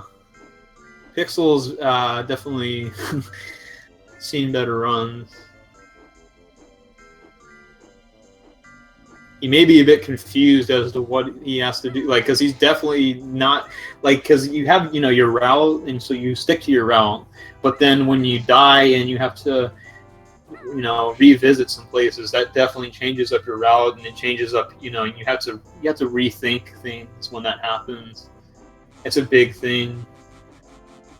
You know, adjusting to what has happened, and, you know, like here, like, where is he? Like, he's going back in here? Like, he was just here. He was just in that tree, and he just picked up a present, and he's back. Is he grabbing more feathers? Because he's low on. He had no feathers. He had 0 feathers. So he had to think quick. Like this completely screwed up his route. He was just managing.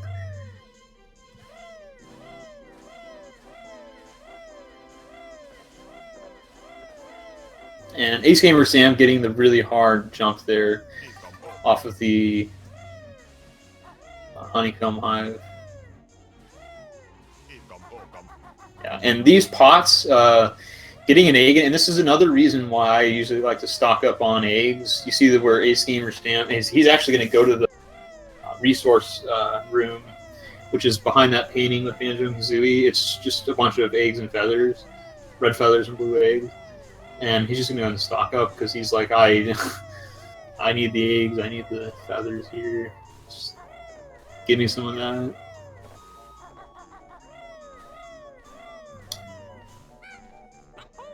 And you notice that he rolled into that grave there, and it took 3 hits because it takes the roll damage that you do is less than the rat-a-tat wrap. So it only takes 2 rat-a-tat wraps in this situation, where it takes, I think, 3 or 4 rolls. So he's mixing it up there. But it's definitely better to rat-a-tat wrap if you're gonna kill these graves. Yeah, Pixel's yeah, he's a bit confused, I think, because of that death. That death really threw things off, and I mean this is coming out of Gobi's Valley, where he had quite a bit of issues there. Like up to that point, he was pretty, having a pretty standard run. Yeah, I mean once he gets out of Freeze Easy Peak, and it looks like he knows what he needs to do, which is the polar bear race. This should be about the rest of it.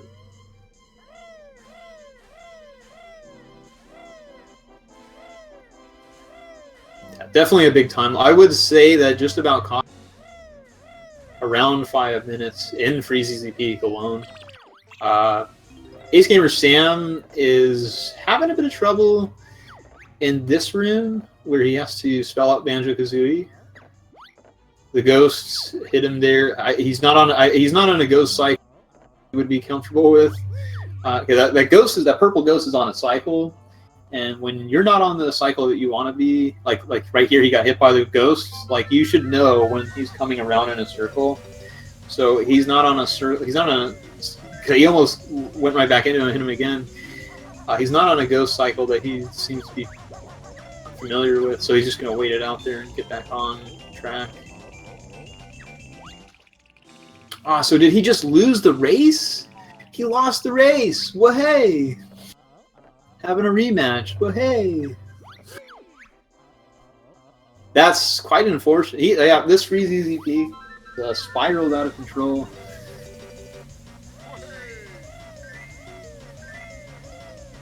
Well, hey, the rematch. Well, hey.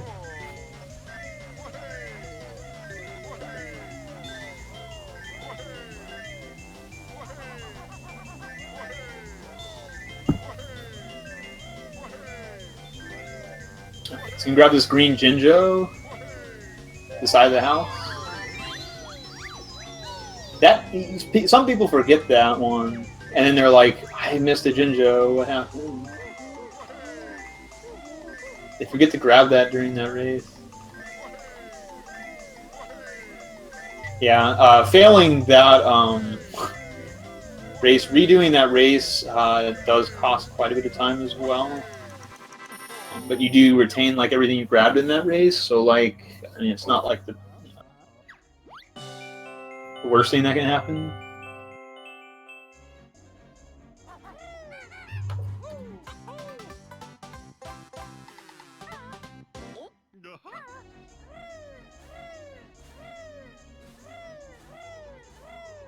So again, we're seeing AceGamerSam. He didn't have the gate open, so he failed to make it into the church here. He failed to make it into the church because I think what happened with AceGamerSam right there is that he normally opens up the gate, and he didn't have the gate open, and he was not used to that. We saw Pixel earlier actually opened up that. It actually had that gate to open, and he still made it into the church. So it's still possible to make that mistake of not hitting the gate open and still make it, but AceGamerSam not making it into the church there. Luckily, Pixel is heading out of FreeZZP to deal with that anymore.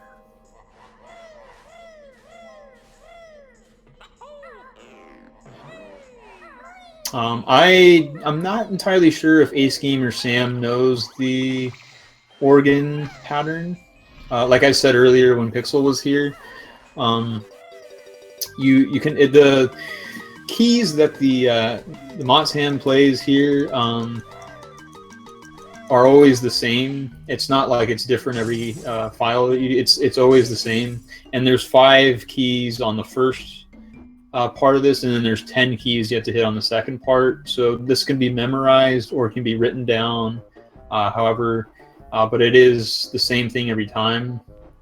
So it looks like he's going to follow along. Oh no, he knows. He knows. He's got the pattern.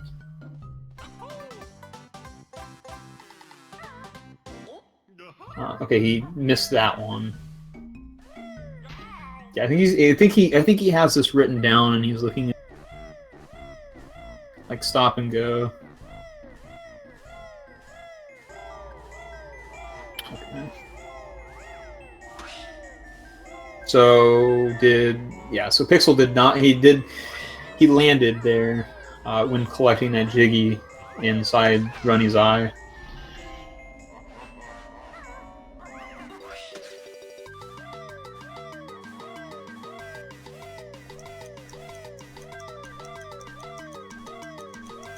Okay, AceGamerSam done with the organ. That Jiggy in particular, the one in Grunny's eye, is one of the harder ones to collect in flight.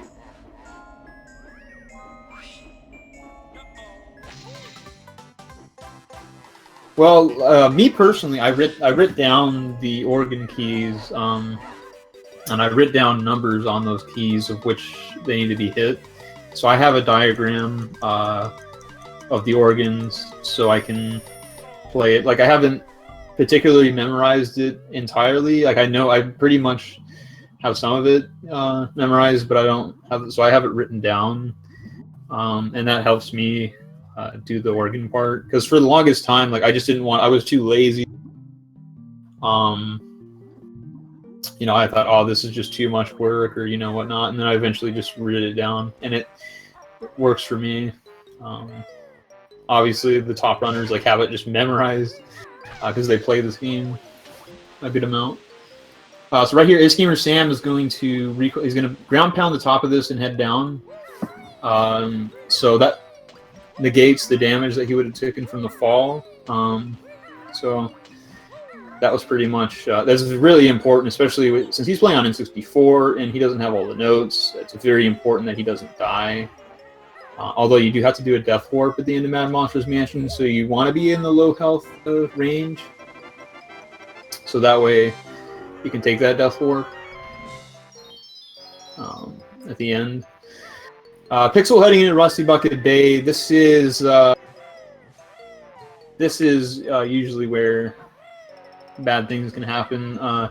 In my first tournament race against Pixel, I died twice in the engine room, which is the first room. The big key with in Pixel's situation that he's playing on Xbox, so once he grabs these notes, he doesn't have to. When he grabs these notes, he doesn't have to recollect them. So let's say he dies in the engine room, he doesn't have to re-enter this room now. Whereas on the N64, you have to go back in this room every time before the engine room. Unless you do this after the engine room, which wouldn't be like the worst thing, if you can remember that. Because like getting the engine room out of the way first is the main thing, because you can die so easily. Like one thing goes wrong, like an enemy knocks you, or you try to do the the fan blade skip, and you just get knocked to one side.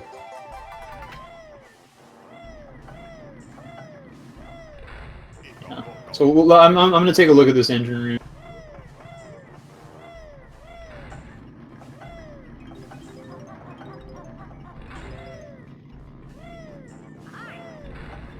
Yeah. AceGamerSam did have a phone call in the middle of this that he had to take for about 10 minutes, so a 10-minute break for AceGamerSam. Okay.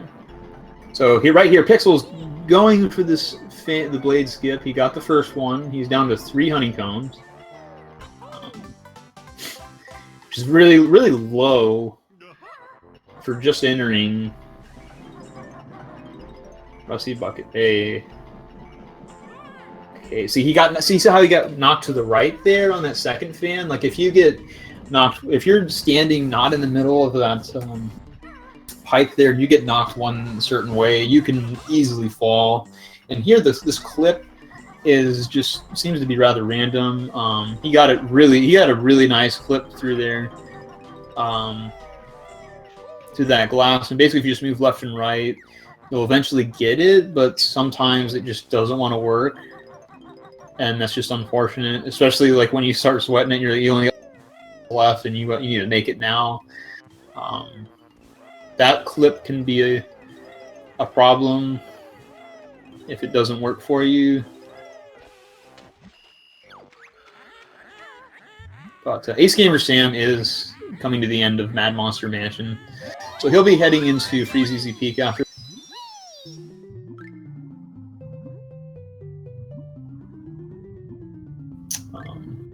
Hopefully he's got all the notes. He better not leave there without that note.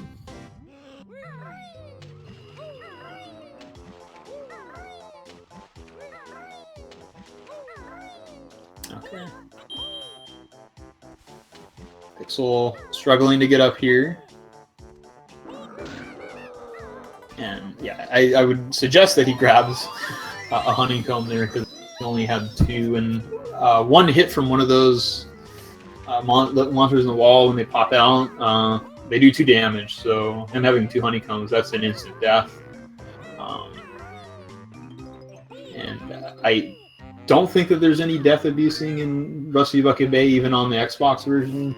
It just doesn't seem liable.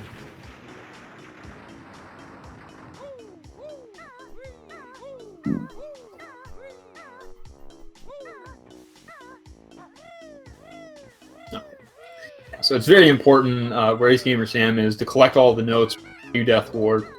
If you or play, so some people do play it risky and maybe enter in there with 1 honeycomb or 2 honeycombs, and then you get hit and you don't expect, and then you die with having 98, 99 notes, which it's possible to do that there. That's kind of a dangerous situation. You want to make sure you get all 100 notes before your Death Ward, because if you don't, you have to redo everything and recollect all 100 notes. In AceGamerSam's situation, that would have been, but he had about 400. He had plenty of health. Played it safe there. So he'll be resetting after he raises the water level. Pixel's down to 1 honeycomb there, and he just got another one from killing that enemy. Definitely living on the edge with Pixel here. Missed that jump onto the ladder from the boat.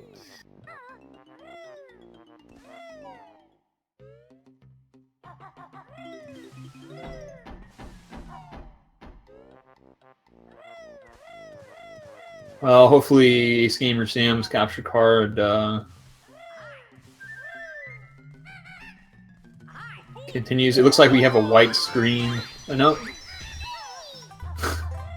I don't see any issues yet.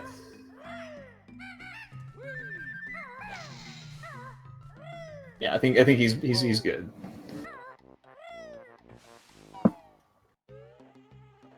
I think it crashed around here. This black screen that we have on the left. I'm pretty sure this was what he was talking about. Okay, so where Pixel is right here, you can roll through this area, or you can wait for, like, there's several different methods, I guess, but that's if you get knocked off there, it really sucks.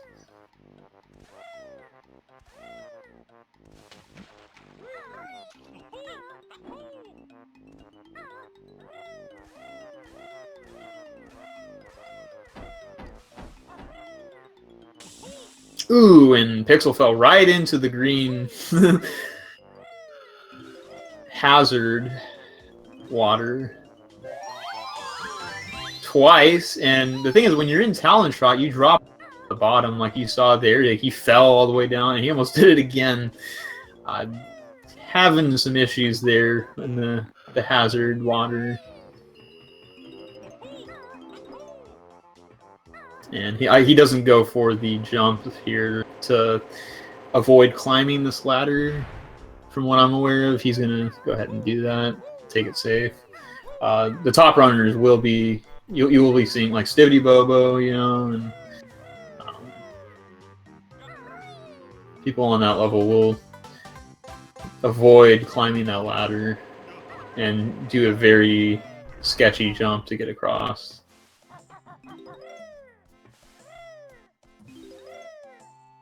Okay.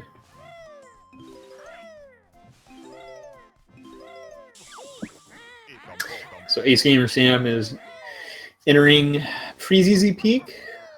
This is the 7th world of 9.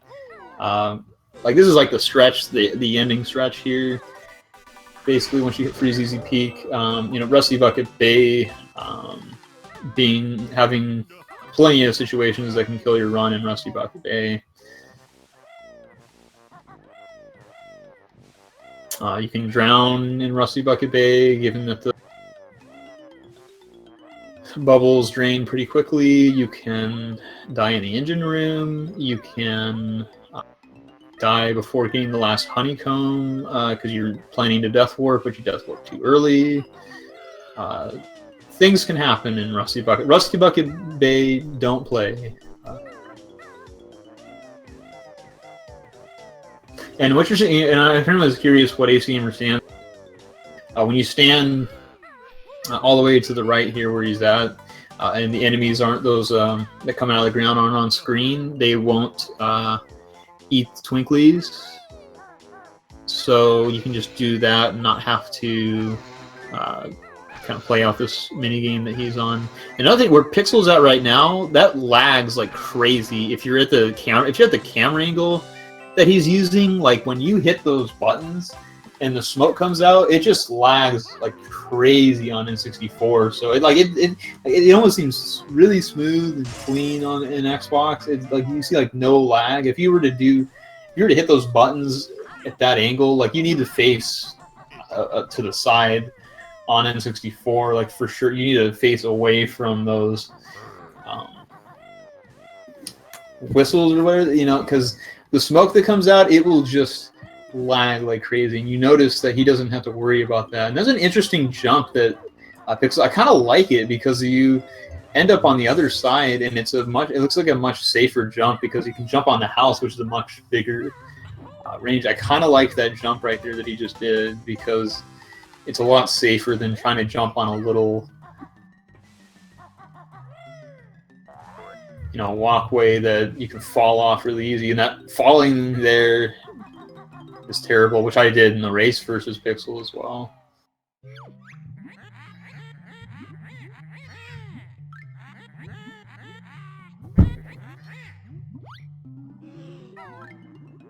Okay, so AceGamerSam taking it easy with the star, not going for the ground pound, which is very understandable in a race situation.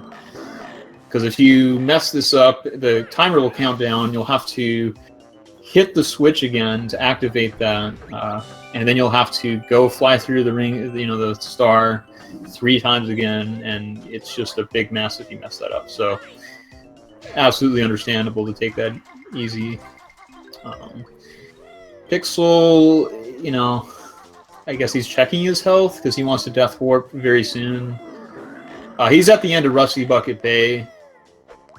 All he needs at this point is the Jinjo Jiggy and the Jiggy from here, and then the honeycomb. He'll be death warping after collecting the honeycomb.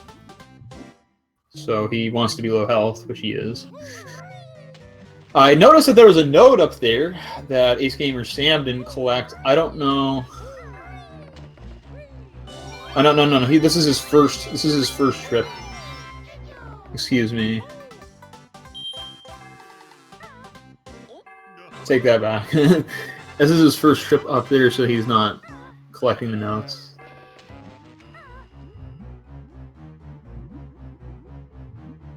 So he's good.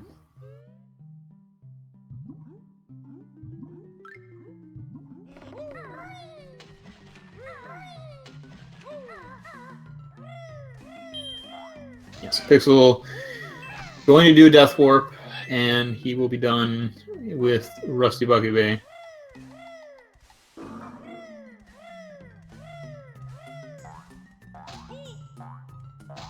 I guess he's damage. I don't like that. I don't like damage boosting on Lifesaver. Because I think drowning in the water is slower death animation. I'm not entirely sure about that one, but I usually just ground pound as soon as I grab the note that honeycomb. But damage boosting off that because he's just sporadic, and if he hits you again, and like he just kind of leaves it open. I don't know. I don't like that, but you know, everyone's got their own methods.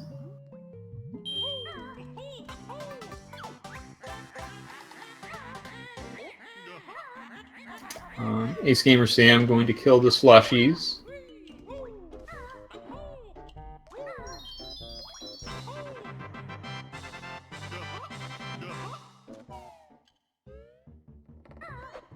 Pretty good. I kind of went up high. It's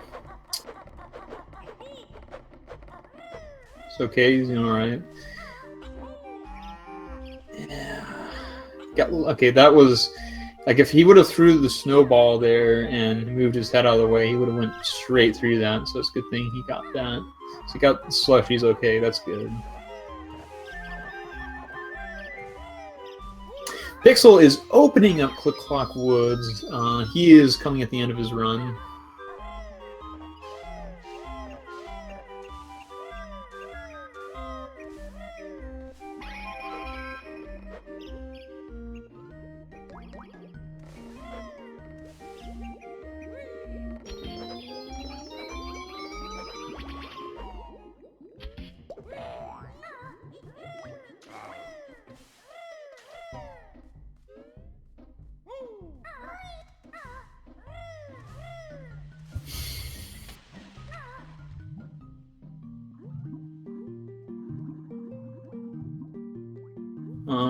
So AceGamerSam is doing the walrus section.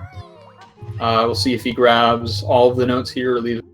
It's understandable to grab all the notes here because not everyone's comfortable with grabbing them during the boggy race.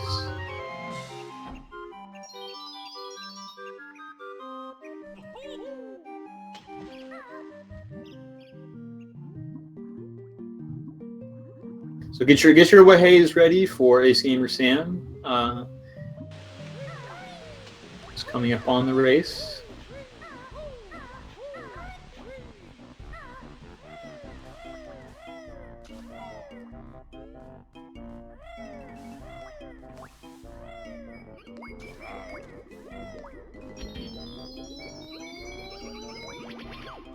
Wahey! Wahey! Wahey!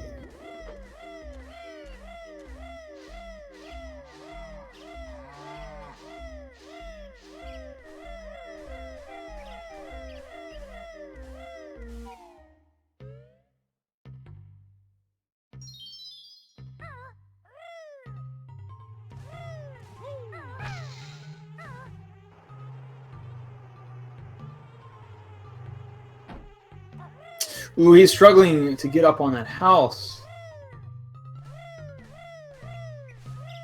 Hopefully he can collect those notes. Those 2 notes. Pixel having a little fun with the snare bear.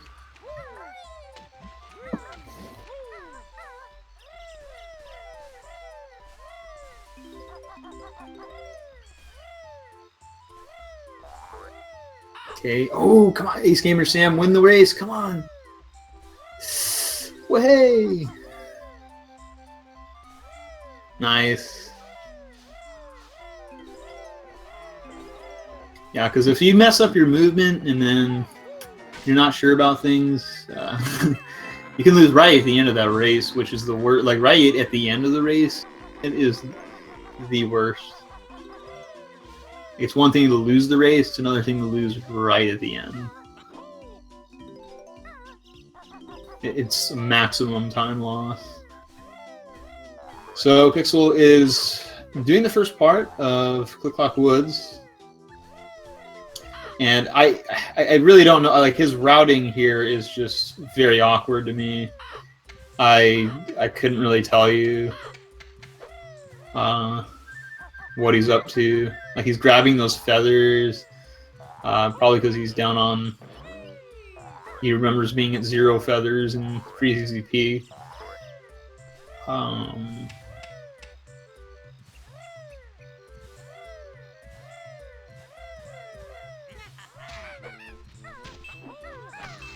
Yeah, because like he skipped some notes that I would normally get.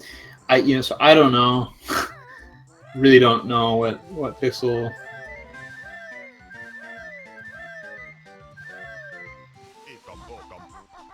He's good on mumbo. His mumbo token count is good. That's normally where I'm at too.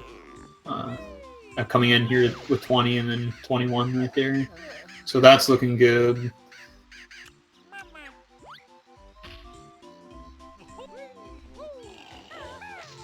Ooh, we tried to do a ground pound. Oh, whoa!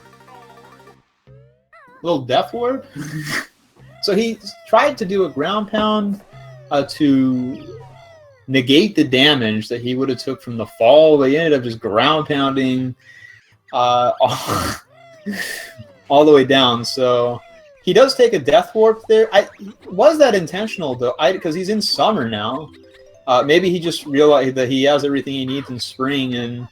But did he shoot the eggs into? I didn't miss that. I think he did. I'm guessing he did. And that honestly might have been intentional. It's hard to tell with Xbox when there's a death, if it's intentional or unintentional. So here's his AceGamerSam's second trip up the snowman, collecting everything. That jump was a bit strange to the blue Jinjo, but he got it. I'm not sure where Pixel's at with gold feathers, but yeah, if he's got 10 here, he's good. But like if you were really low on feathers here, you might not want to do this because you have to have them for the snare bears, or you got to find a way to collect the notes that the snare bears are captivating in fall. And generally you want 4 gold feathers after this segment. So he's trying to ground pound up there. I don't know why. Just go ahead and backflip, man. I don't even think you can ground pound up there. Oh, he's falling all the way. Gets the ground pound onto the camel. Pretty solid.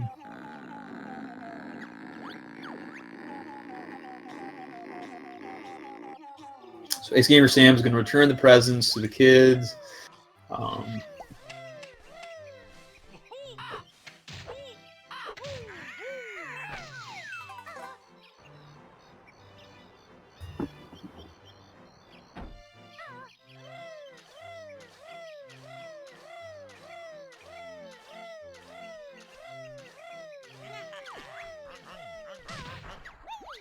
I'm not sure what he did in that. Why he went all the way over that corner there to where Boggy's painting is.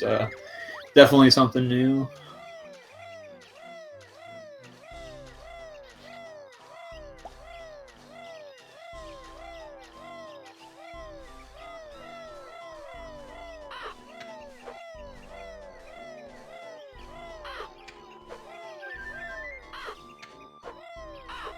Yeah, and then with those cuckoos that are coming out of the walls there of the tree, you can kill them if you want. I usually do when I'm playing it safe, because for one, you can stack up on health, which you don't need a death warp at any point in Click Clock Woods unless you're on X. I don't know what the I know he takes intentional damage all over, because he does do a couple intentional death warps, one in the beaver's house and stuff like that.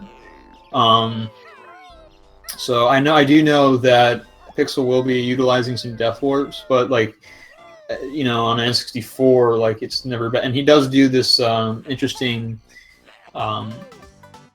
beak bar like through the wall there. He shoots an egg and then he beak barges, and that will allow him to grab the Jiggy through the wall, and that means that he doesn't have to do the summer house jump, which if you fall there, it just sucks. So it's not like it's pretty interesting safe strat. And I don't know what Pixel's doing there. I hanging out on the slope.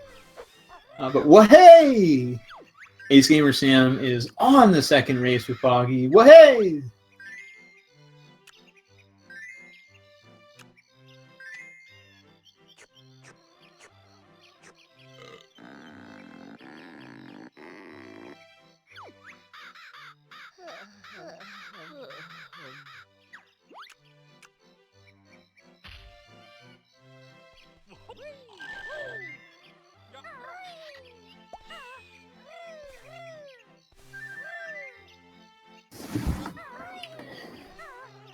Wahey! Okay, so to answer Mormon Madness's question, Pixel is in the lead, and AceGamerSam had to take a 10-minute break, so that, and generally Pixel does have a better PB, but I mean, both of them have been doing pretty good,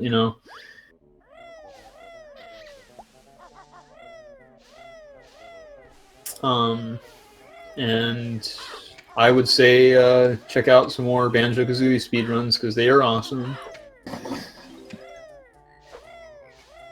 Like, this game was just about designed to be speedrun. Like,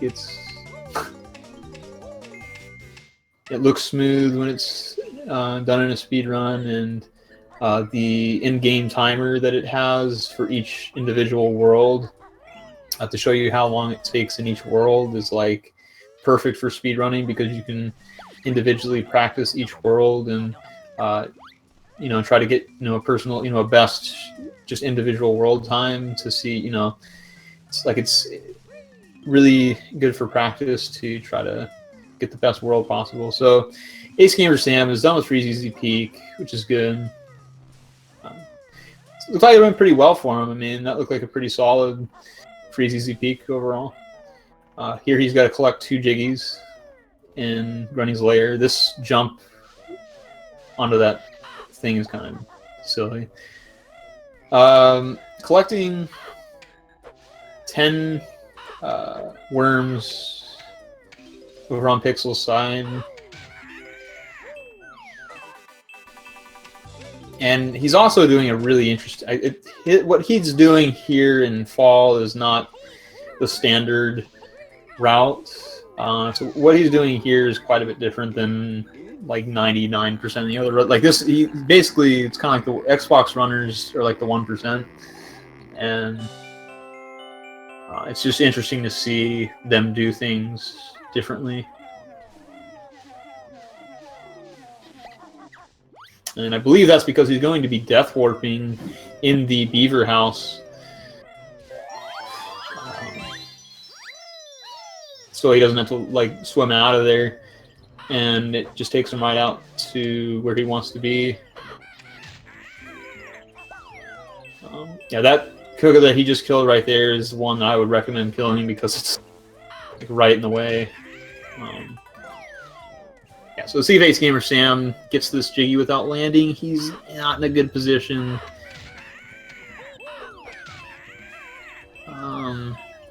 It's gonna readjust. See, he goes for feet up. He goes for holding up on the... Okay, he got it. Nice. Nice. Using up a bit of feathers, but that's okay.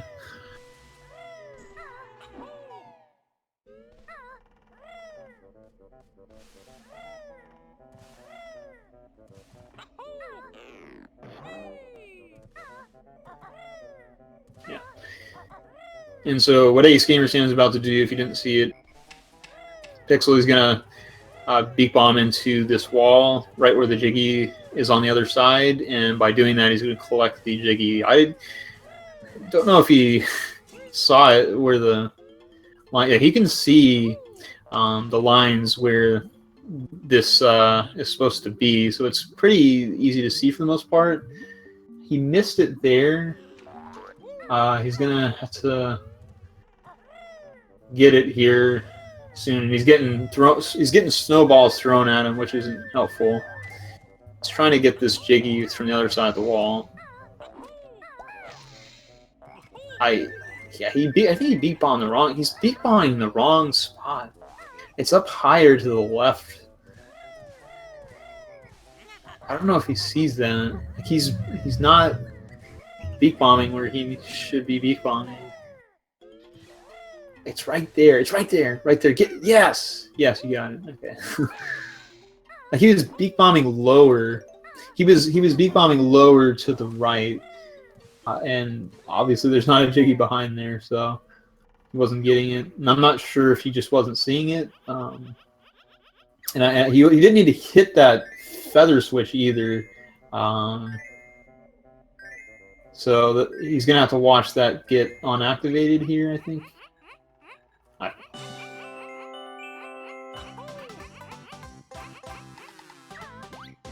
Playing field as a collective, everyone in the tournament had no issues with allowing any version of the game to be played for this tournament.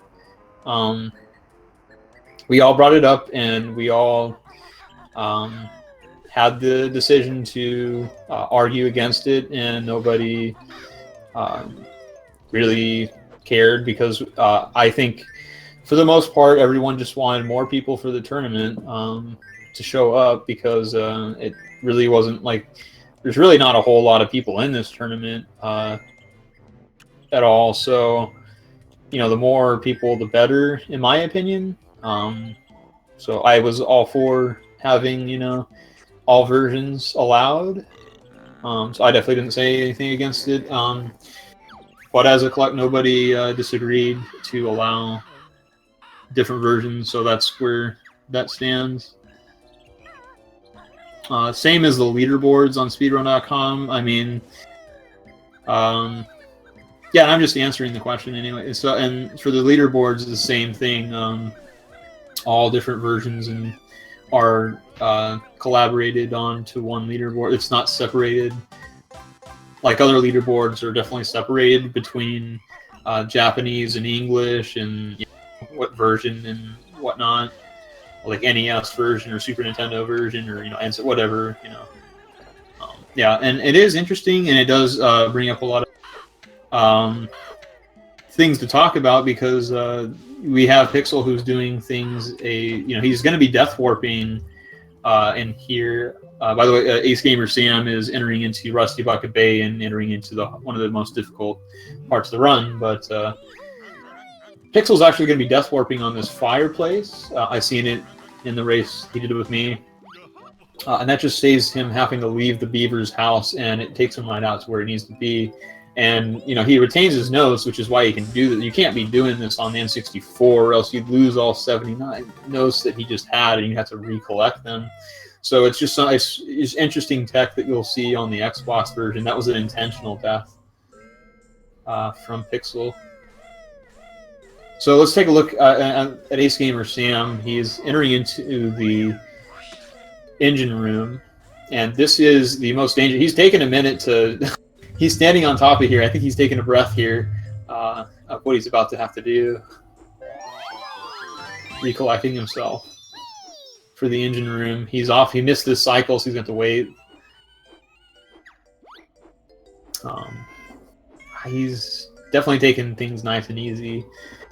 So you can jump on these pipes while they're spinning and jump off, immediately jump off once you jump on them. And no matter how fast they're spinning, you can still, like right here, it's kind of spinning a bit. Even if it's spinning at maximum speed here, you can still get it. I'll see if he goes for it. I think he's going to wait it out. Oh, he's going for it here. I think he waited for it to slow down a bit to where he's comfortable with jumping. And he's going to miss this cycle on this spinning platform. Because it's all cycle based in this engine room. So if you take a bit longer than you normally would, you know that you're not on the cycle that you're probably normally on. So it changes things. So here he's gonna skip through these fan blades. He's taking it. He's setting it up. Meanwhile, Pixel pausing the game for a brief moment.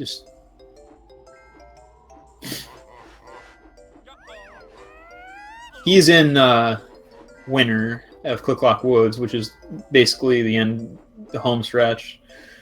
I know there were some notes in spring that he still has to collect, as well as everything else. He's gonna grab this honeycomb here. So let's see if AceGamerSam gets through.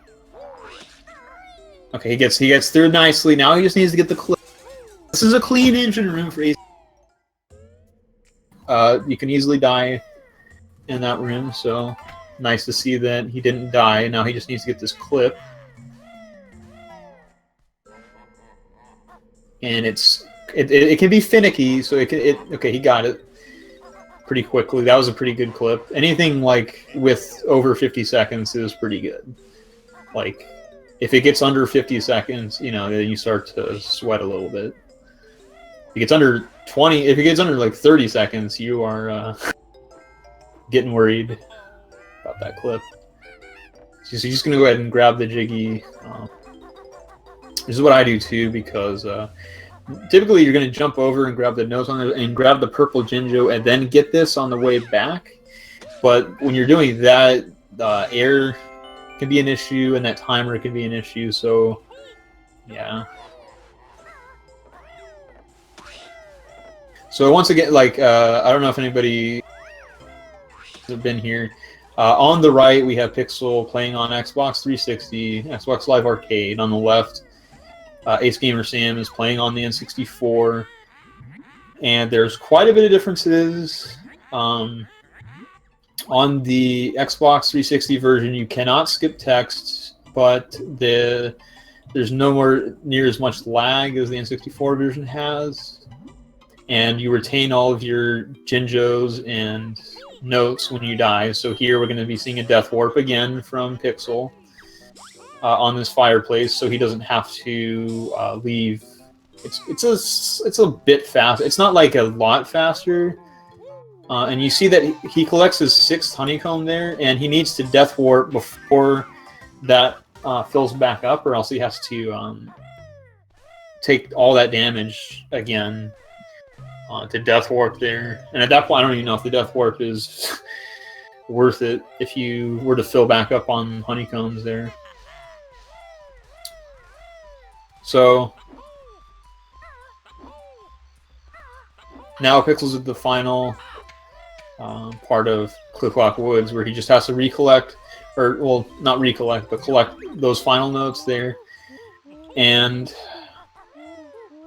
collect the final Jiggy is the only thing left, which is the Jinjo Jiggy.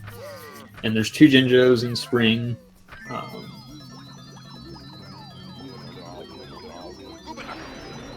AceGamerSam is on kind of a tricky jump to get over that grunty. If you don't rat-a-tat rap at the right time, or if you have a crooked angle, you may not get that. You want to kind of have a straight angle over there. That was a pretty good green Jinjo pickup there. Like, he didn't land, and he went straight into the beehive. Well, almost. Pretty close. And then he'll be clipping out of the beehive after he collects it. AceGamerSam is going to be doing the boss skip here. Hopefully, he gets it. He got it. Oh, he didn't get. Oh, so the Jiggy spawned. He didn't grab the Jiggy. before destroying the first box. So then it split open into two smaller boxes there. So he technically got like the box skip, but he didn't get, you know, the most optimal. He didn't grab the Jiggy before killing the big box, which split into two small. It'll continue to fight. It'll continue to split like that, and that can, you know, be a problem even if you do have the Jiggy spawned if you can't get over to it, because then those boxes will just kind of hang around. So Pixel is heading on over to Furnace Fun. He is looking okay. It's at the end of this run. I didn't see him talk to Brentilda, so I don't think he has the Grunny quiz answers mapped out. So we'll see how that. And you notice that he has to go through all this text here on Xbox. Like, you don't see this in typical N64, where you don't see these the text here and all these angles, the camera angles. It's kind of panning out.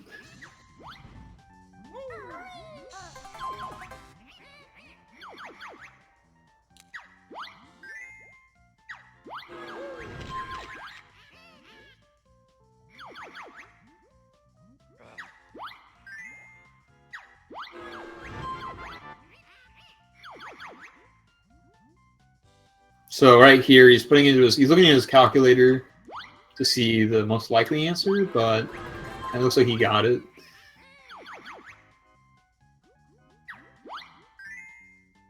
I'm pretty sure that was, he got lucky there.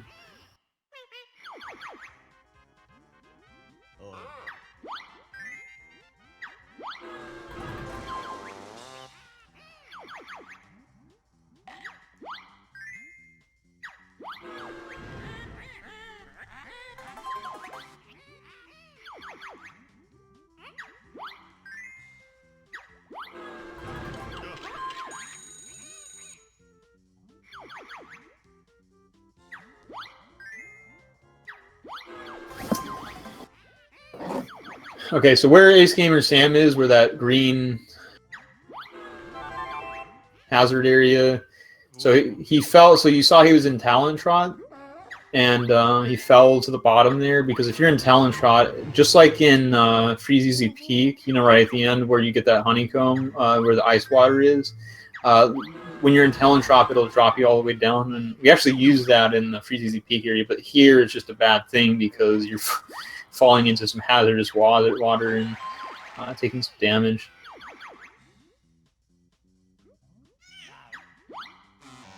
And AceGamerSam is not going for the jump over to the boat, which is just a risky jump that is hit or miss.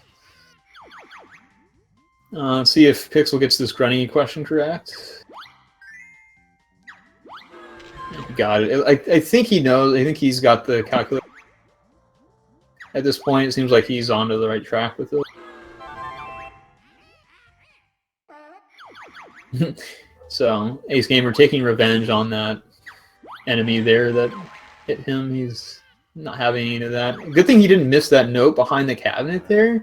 I thought he was going to continue without that. I didn't see him grab that, and he just kind of continued forward. I thought he may have skipped that note. If he missed that note, he would have had 99 at the end, and that that is a really bad feeling when you have 99 notes and you don't know where the last note is. That is like the worst feeling a banjo runner can have.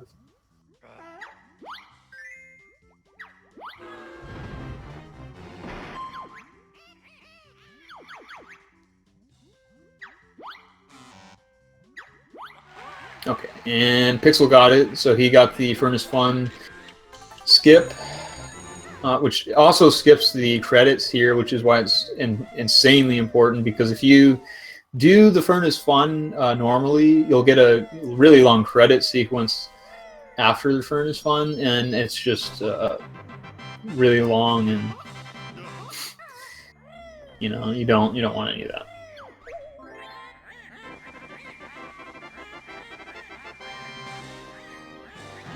player backgrounds. Well, Stivy Bobo's been playing. You know, he was born to play this game, so I mean that's pretty much as epic as it gets. As a 3-year-old, Stivy Bobo was just cranking away at Banjo and just didn't want to play any other games. Just kept playing Banjo and kept playing Banjo, and I mean, look at him now. Okay, so again, Pixel has to go through the text here with Grunny. It's not skippable for him on the Xbox version. Everything else is the same about the Grunny fight.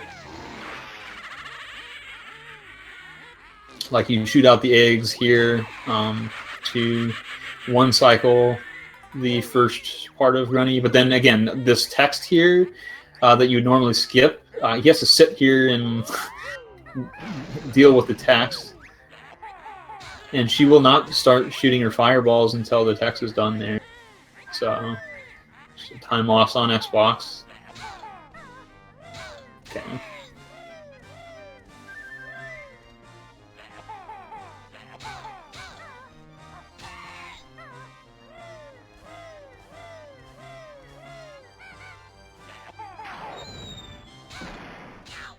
Missed a couple eggs there.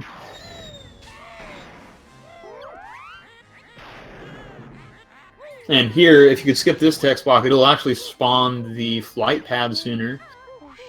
So he has to kind of wait for that.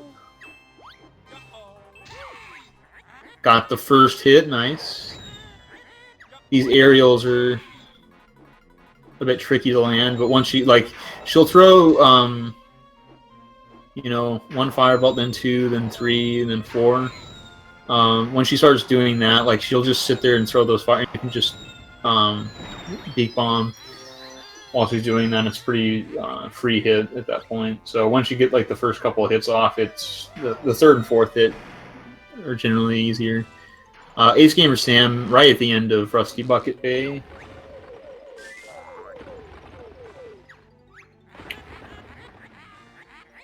He's going to be really close to sub 3 with this, but I think it's going to run over 3 hours. Whereas Pixel's right at the end of his run.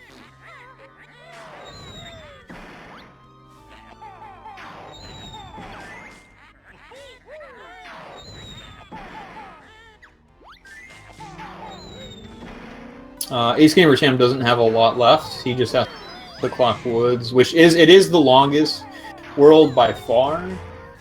Just because there's the 4 seasons and it's just really epic level. But he is not too far from finishing, so definitely give him some props for continuing after a 10-minute break,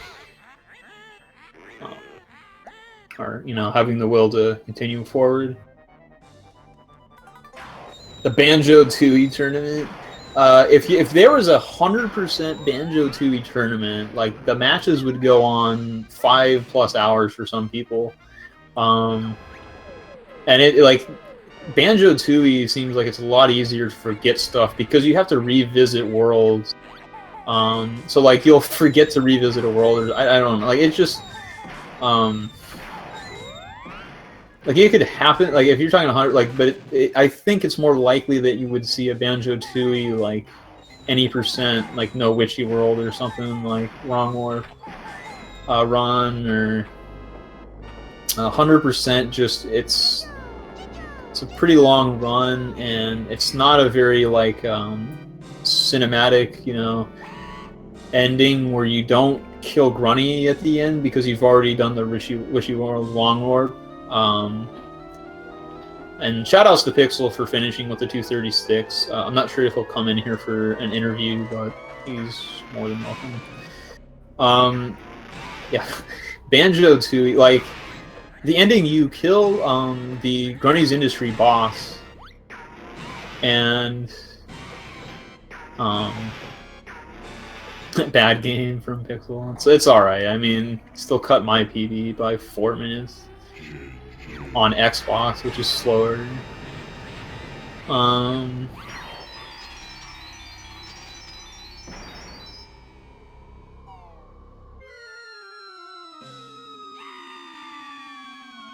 yeah, going back on the Banjo-Tooie topic, like the final boss, like you don't fight Grunny at the end of 100%. You're in the middle of a run, so like it could confuse people. And then like you gotta kill the Grunny Industry boss last, and then you just like collect a Jiggy and then you're done. It's I don't know. Whereas here you give an epic final boss fight, and there's not as much like a window. Like there's just such a big window of like RNG in Banjo-Tooie. The RNG is definitely more of a thing. I mean, you do have the Jinjo manipulation in Banjo-Tooie. So I mean, you got that going for you, and you know what that's going to be like. But just a lot of the stuff. We're checking some totals here from my boy AceGamer.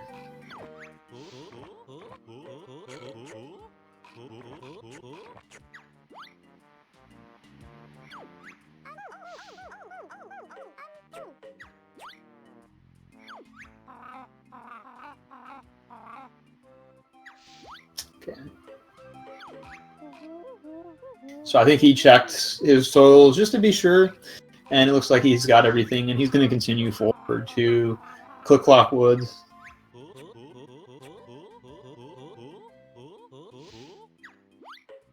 Yeah.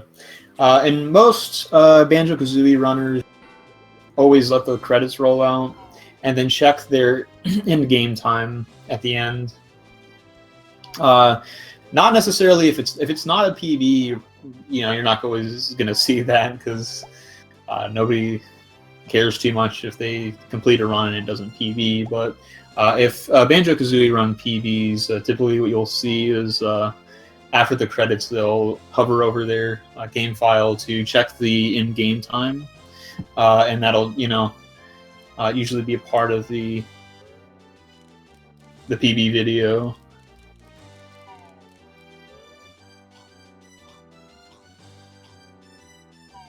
And you can always check. I always check the individual world times for my PBs. Like I said, if it's not a PB, they won't always do that. Like you just finish the run and then that's it.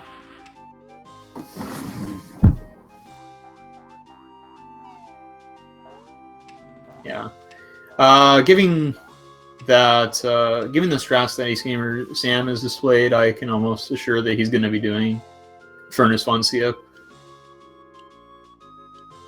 He's gone for some pretty risky strats. Like it seems like he knows the route pretty well. He just hasn't had a run that's all come together.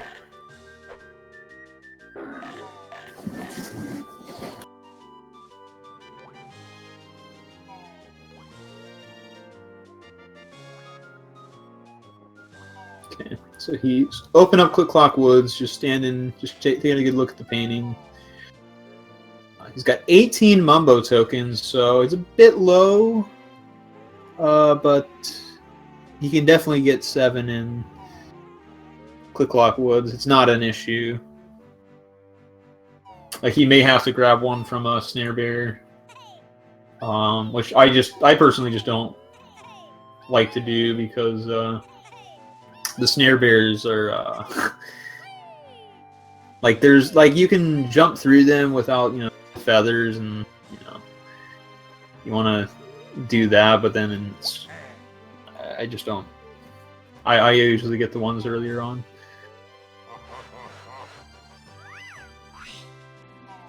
Yeah, but the thing is, like, I think people in the Banjo-Tooie community wouldn't agree on those terms, because they wouldn't really have a chance to PB if they do things out of order than they would normally do in a run, is what I'm thinking there, because let's say they have a really good run in a tournament, but they're doing a different route, so they can't actually PB because they're doing things out of order.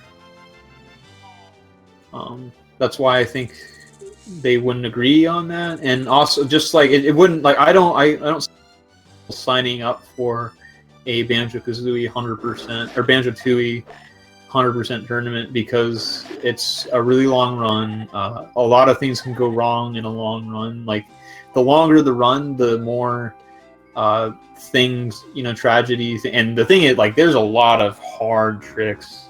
There's a lot of hard tricks in Banjo-Tooie Hundo. There's a lot of clockwork egg shots that are really precise. Like Banjo-Kazooie doesn't have that. Like, you can always go like a safer route that only costs you maybe like 5 or 10 more seconds. Like in Banjo-Tooie, if you don't do some of the clockwork egg shots, like you're losing several minutes. It's a big deal, and if you can't get some of those clockwork egg, your run is just done. I mean, yeah. I mean, the main thing, I just don't see a lot of people joining a Banjo-Tooie Hundo. Oh, AceGamer falling in the water. Ouch. I mean, he didn't take any damage. That's a plus, but that's unfortunate. He went for a jump that he probably should not have gone for. He wasn't. He didn't make the distance he needed to get that jump.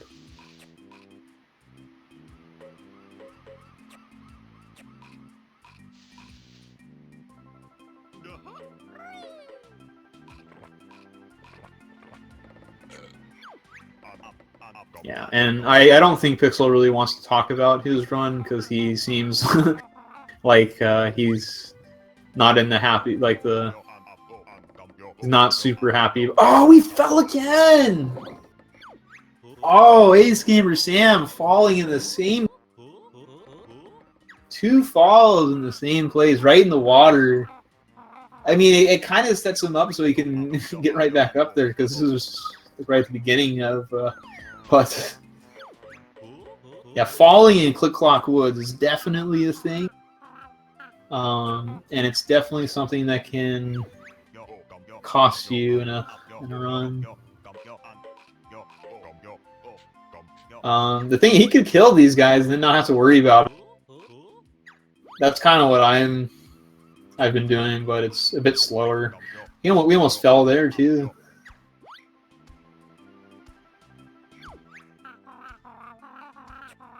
I think he might be taking a bit more of a cautious approach here, but we'll see. Okay. Yeah, I think he's taking his time that time.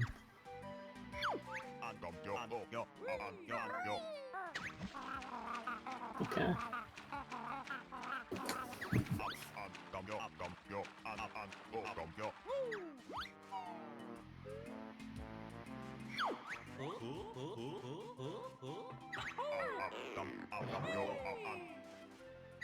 Alright, we made it. Unless he... Okay. So that was spring. You basically just hatch the egg and you grab a few notes. And then you shoot some eggs into the soil to start the flower up. Easy. It's the most simple season, but you do have to make a second trip. He's going to ground pound down here. Interesting way of coming down off. Most people just jump straight into the thorns there. He's taken a nice and easy way down, but he still got hit by one of the birds.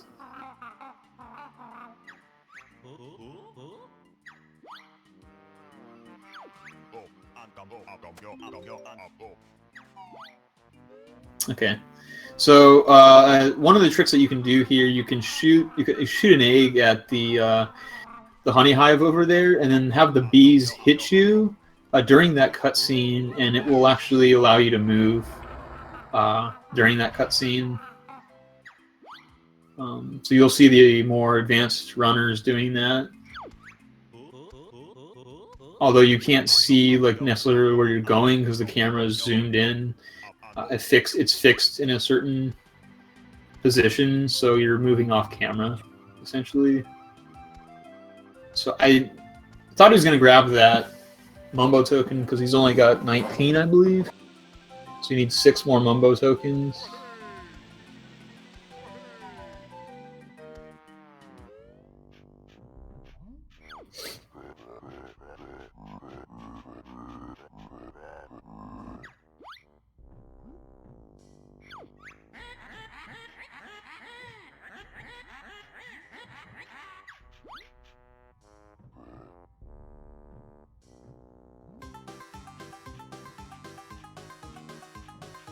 Oh, didn't get that backflip onto the second leaf.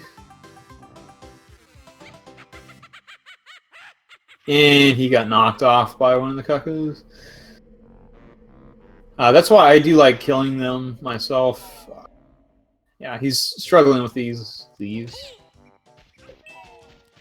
And the funny thing is, they're actually bigger in summer, but they like if you backflip on the bottom, you know, like of it, and then you're stuck on the bottom of it and can't.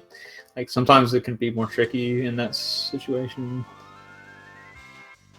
As you saw, he didn't really have an issue in spring getting up the smaller ones, but he had some issues there. And he's grabbing that. He's grabbing that worm now. So I guess he doesn't like to flutter down from Eerie. He likes to grab that on his way up.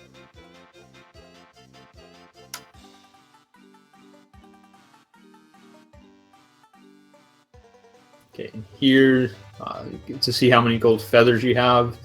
And like you want to have at least 4 gold feathers after this segment, which he has just 4 feathers here.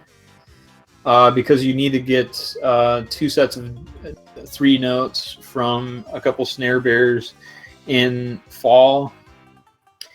And you basically almost need, like, it's possible to grab those notes without the gold feathers, but it's very, very difficult and not recommended. So he's just going to go ahead and take the safe ground pound down so he doesn't take damage. Nothing wrong with that.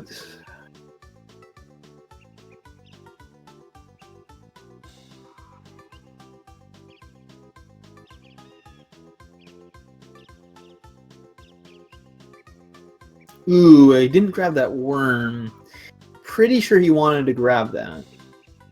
I think he was just jumped. He like hit the A button right when he was falling. I'm pretty sure he wanted to grab that worm that was on the other side. Because otherwise he's got to get another one. Not sure if he's going to go back for it. We'll see.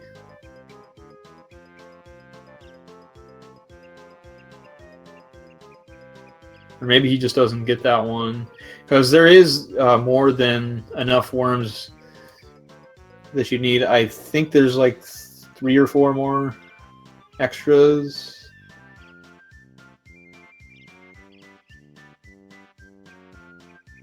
So, I mean, it's possible that he might do a different routing on the worms.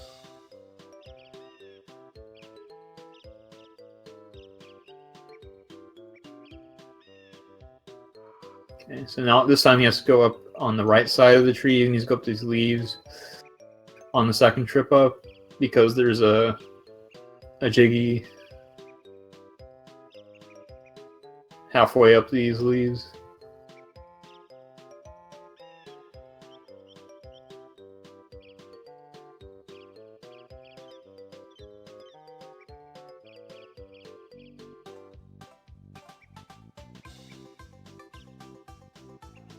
He's grabbing that Mumbo token. That makes sense because he needs to have 25, so he needs 4 more.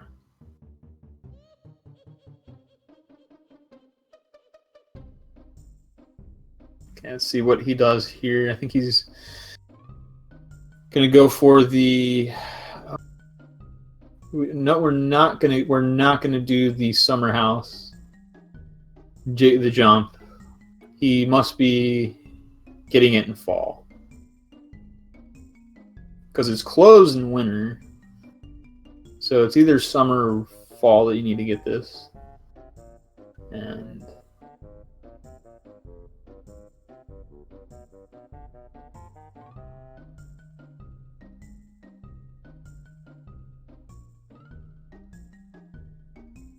pretty much done with summer. Typically, you would drop down after Erie and grab another worm. He already grabbed that worm, though. He's going to be a worm short than what most runners would have. And he might be grabbing that other worm here. I'm not sure what his routing is on the worms. But typically what you do here is you would flutter down to the worm that's on a leaf underneath Erie here. But he's already grabbed that on his way up, so we'll see what he does. He's going to flutter down there. Okay, and still take damage. You actually don't take damage if you fall on that one right beneath.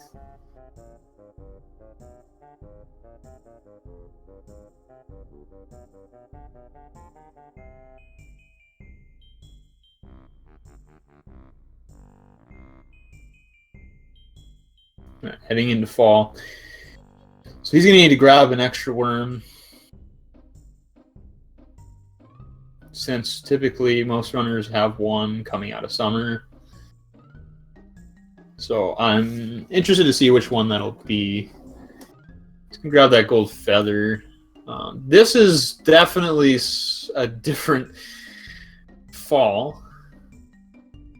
Normally you grab the worm on the right stack of leaves and then you go over here. He's going to grab this worm. Okay, I think that's the extra worm that he... But there was still one down on the other stack of leaves that he didn't get. So this is quite intriguing.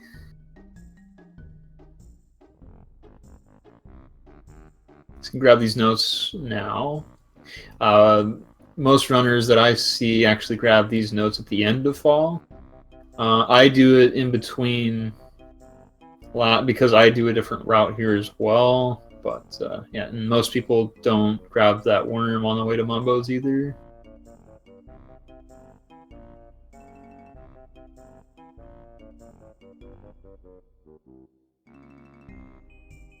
So we come in here into Mumbo's house to get the worm and the 4 notes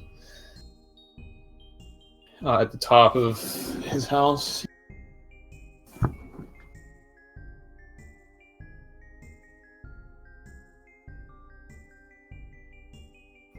Roll indeed. Taking the safe strat here and grabbing the boots to cross the vines. Normally people just damage boost through there. I mean, you got a lot of health in a 100% run. You all those honeycomb pickups, and so you have a lot of health to play around with. So damage boosting is not out of the question by any means with the amount of health that you have at this point in the game. So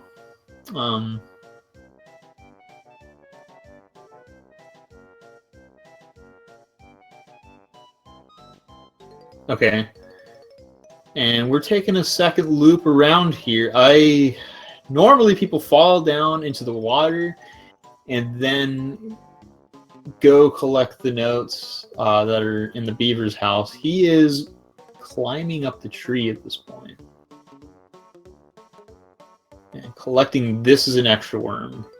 That one most people skip.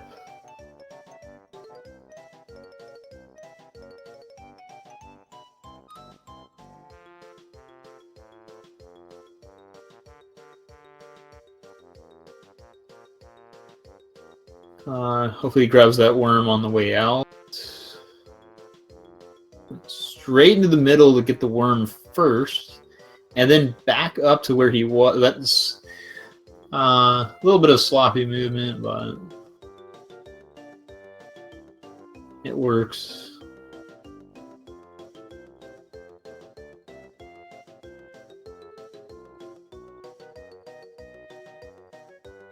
Okay, got down.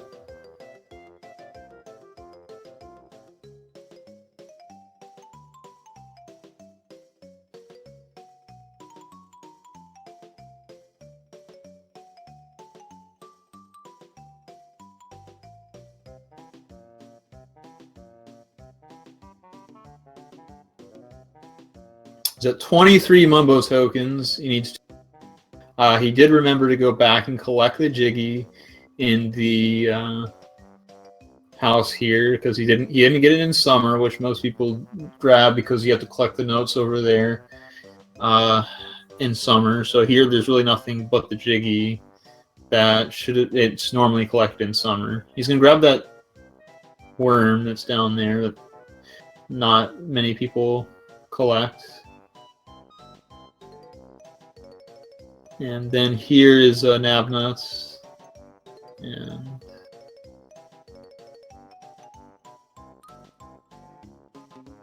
I'll be collecting the 6 acorns to get this.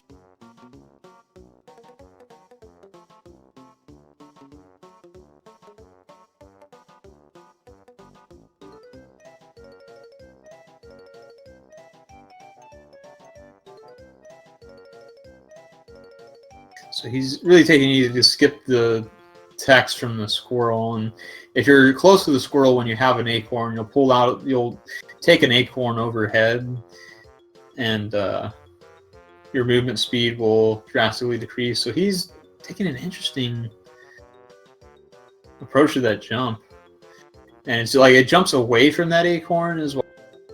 It would be slower, but it actually seemed pretty safe. So he was really close to falling when collecting that 5th acorn.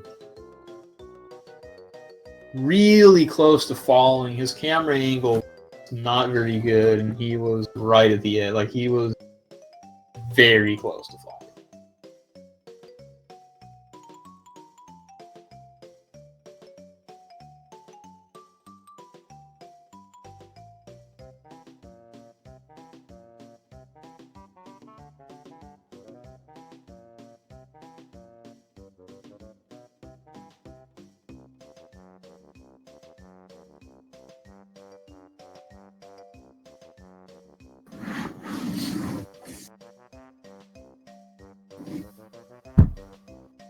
Okay.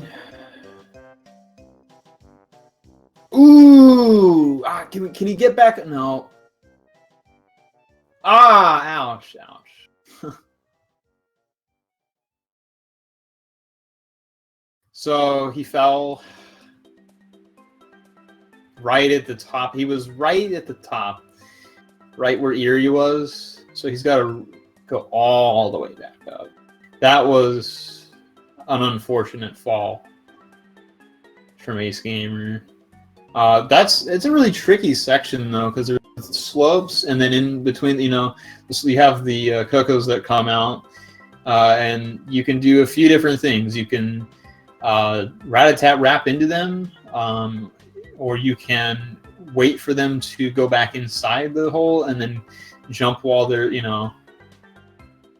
not out and attacking, and this dragonfly that's across that bridge jump, like, that has gotten some people for sure. Yeah, so he's gonna rat-a-tat wrap this time. This is the method that I choose to, because it's pretty consistent. Like, you're not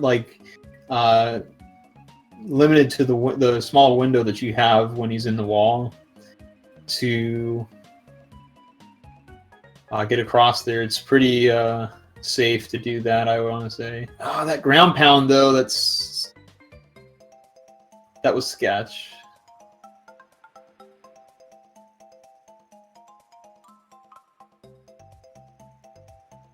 Okay, and here it seems like a certain angle lags more, and I think he's on the he's got a camera angle that I think lags quite a bit, and I've been getting this too.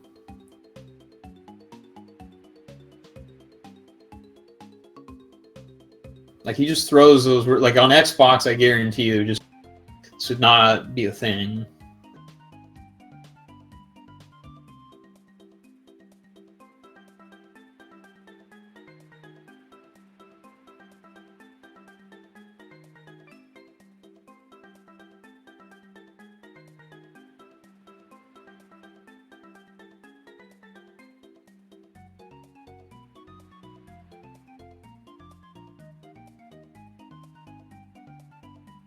Okay, so he's gonna ground pound safely down. Let's see. He still needs to go in the beaver house. He still needs to do some stuff over here, like get the Jinjo, grab the notes.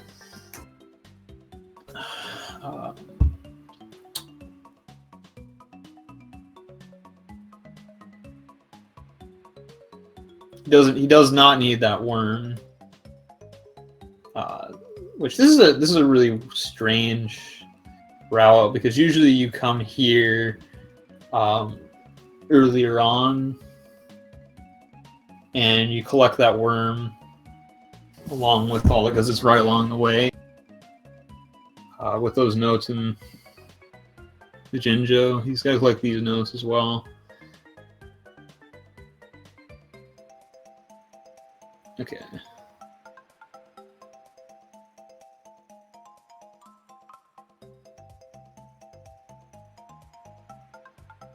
And then head into the beaver house. Now, we saw Pixel Death Warp here. You're not going to be seeing AceGamerSam Death Warp here because he's playing on N64, and that would mean he would lose all of his notes. So that's not happening.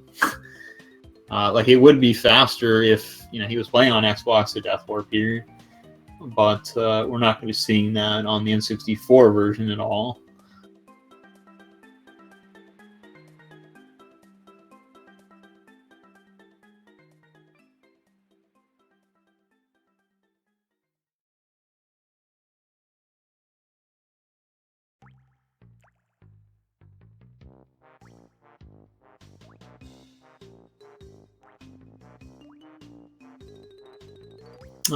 I think he got everything in full. But he's not heading towards the exit.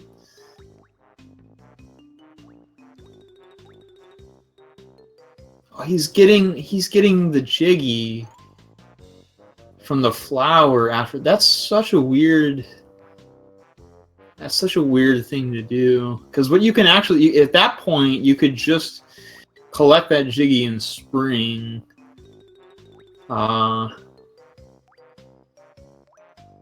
And skip the animation there, celebrating it and all that. Just fly right up there and grab it, but that's really, really interesting. Like, not only does he hit the camel last, but then after he gets the camel, goes up to the second floor and heads on over there.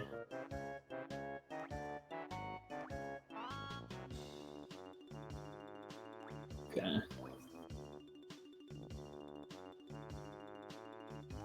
So now he's heading into winter. We'll see if he does the beaver house clip. I hope he gets it if he's going for it, but and he's definitely doing winter in a different order here. He's going straight over to the blue Jinjo. Most people get the notes on top of the house first.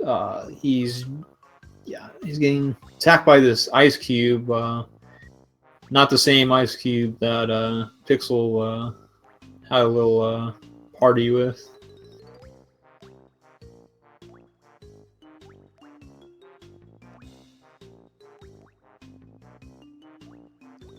And then he's gonna fly up here.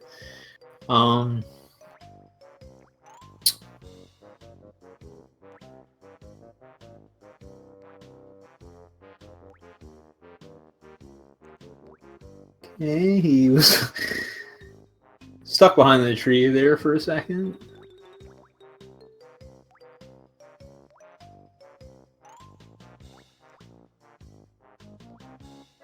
Alright. Collecting the notes on the way down. Let's see what he does. He's gonna continue down this path.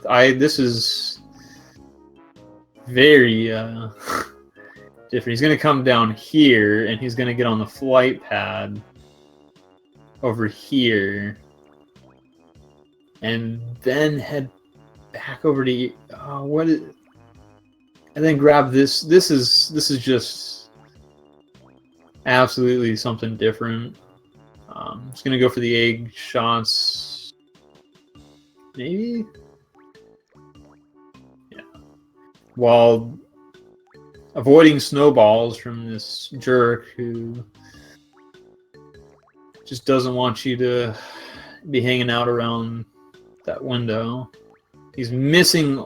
Oh, okay. He got it while he got the egg shot while getting at the same time.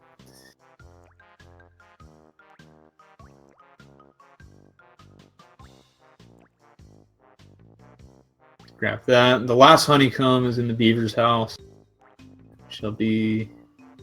I honestly don't know what order he's going to be doing things, because normally you would clip in to the beaver house from flight here. There's those notes down there that I don't know why he was heading up to the flight pad when he's already over here and he needs to clip those notes at some point. I guess he's going to grab that Mumbo token as well. It's not a typical, and he gets sniped off the side, and he is down to 3 honeycombs and does not have all 100 notes. So it'd be a tragedy if he runs out of honeycombs here. And there's a lot of snowmen just sniping like this ice cube. The ice cube, and what can happen with that? He's grinding out some health. He was not feeling, but he's back down to the 3 honeycombs that he just had. That one honeycomb, he's just slipping on the ice. He just does not want to be picked up.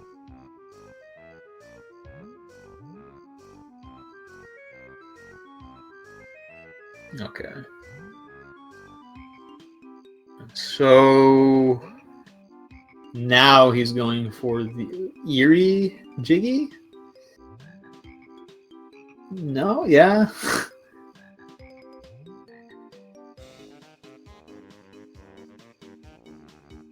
Well, his routing's just different, and I don't know if it's just easy, it's more comfortable for him, or he just doesn't know of the better strats. And that angle, trying to go down to get that Jiggy,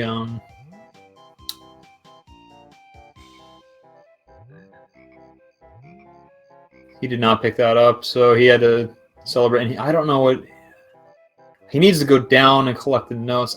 This is interesting. Okay, he's got a slushy. Face to face with a slushy here.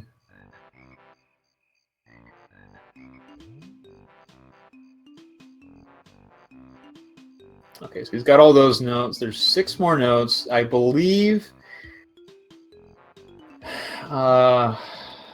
Most of them are in, if not all of them, are in spring at this point. But let's see what he did. He's down to 4 feathers, flapping around here. Not so sure what his plan of action is. He's not beak bombing. He's just taking a nice easy flight. He's got 1 more feather. That's why he's just flying his way on over to the Where is he flying to? I thought he was going to the beaver, like to go swimming. He did like a full circle, almost.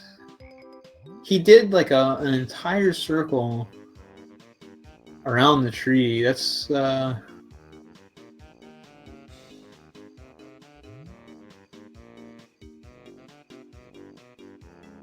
anyway. I'm kind of lost because he definitely did not do this winner. Any this routing is completely different. I don't. Did he get the stuff on the house? Yeah, he was trying to get to this. I think he was trying to fly here, but he realized he didn't have enough feathers, and then he just kind of. I knew like he. I don't. So these four, then I think the other two notes are right outside of spring. So this slope right here, like if you try to go, I don't know, it's really hard to land on it and not slide off.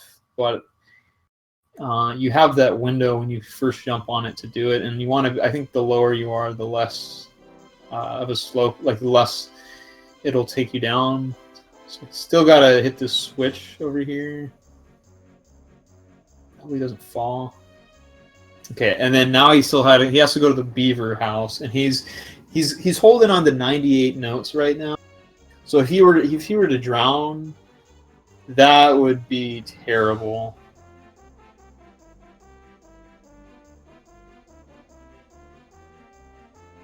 Because he's entering in from he's checking some stuff. He's got 300.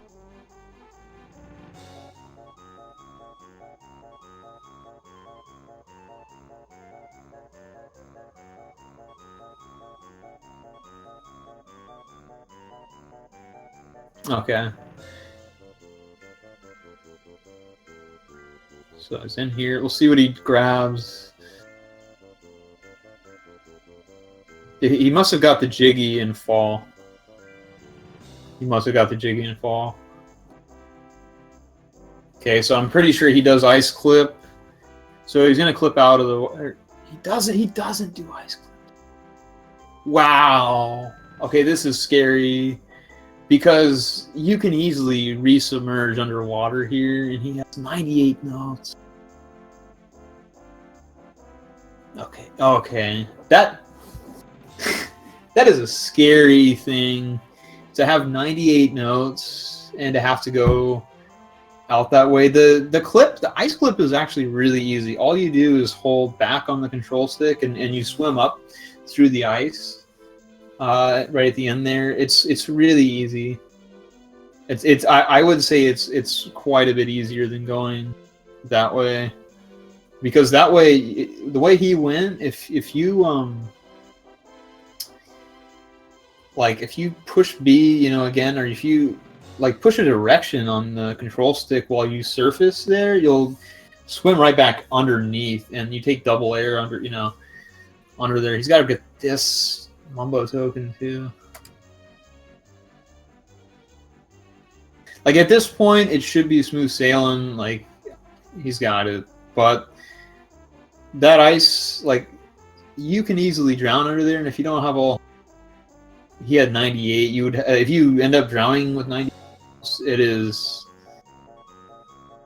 it's not good.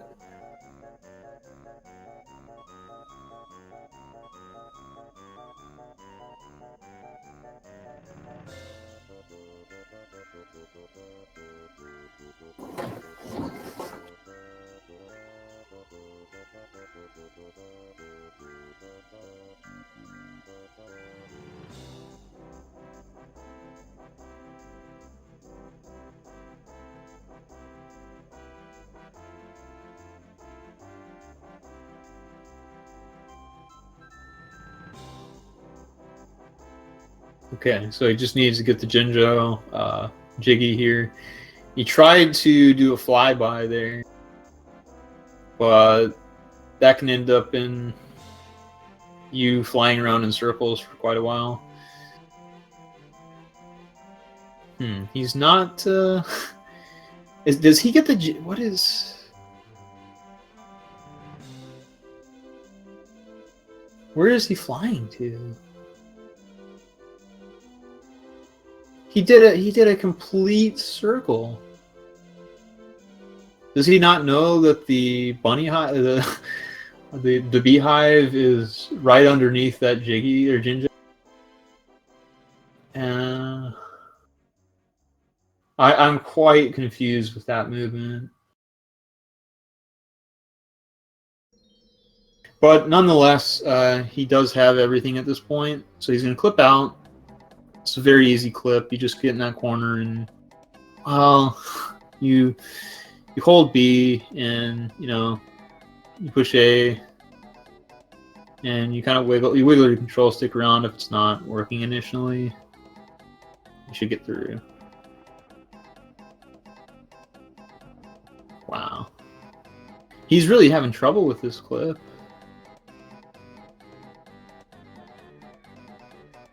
His angles are kind of weird. You want to have like a straight.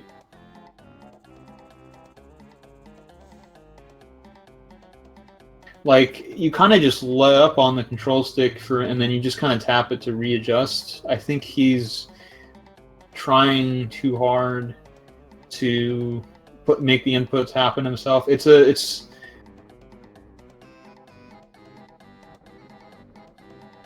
wow. Like, I've seen people not get this right away, but this is.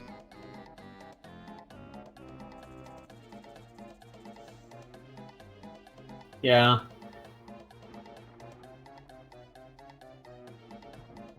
His angle is too far to the left on there. That's a good, like, he had a.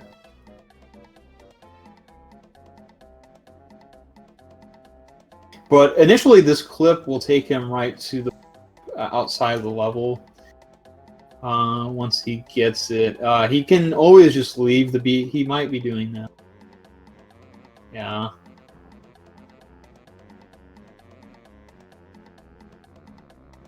It's not the worst thing if you can't get it. But it's initially you just get in that corner. You hold B. You're holding B, which gives you speed when you're the B.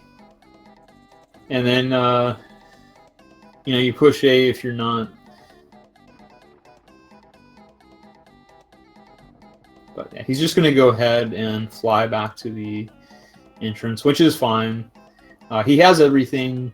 He is completed with this world. All he needs to do now is leave and finish up Furnace Fun, and then defeat Grunny. He has the last Jiggy to collect as the B.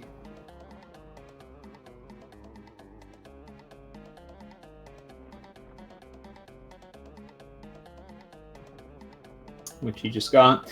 And he is now heading in Furnace Fun. Now, I didn't see him talk to Brentilda to get any leads on the Grunny questions, so we'll see where he's at with that. There is a calculator. A Furnace Fun calculator for the Brentilda questions, which are random each game file, and there's a higher chance that it'll be one question or another. And if you fill it out, if you know the answers to, there's certain patterns, and you can fill out that calculator and get the 100%. Answer, you'll know the answer. So here we go. He's in Furnace Fun, ready to finish it up.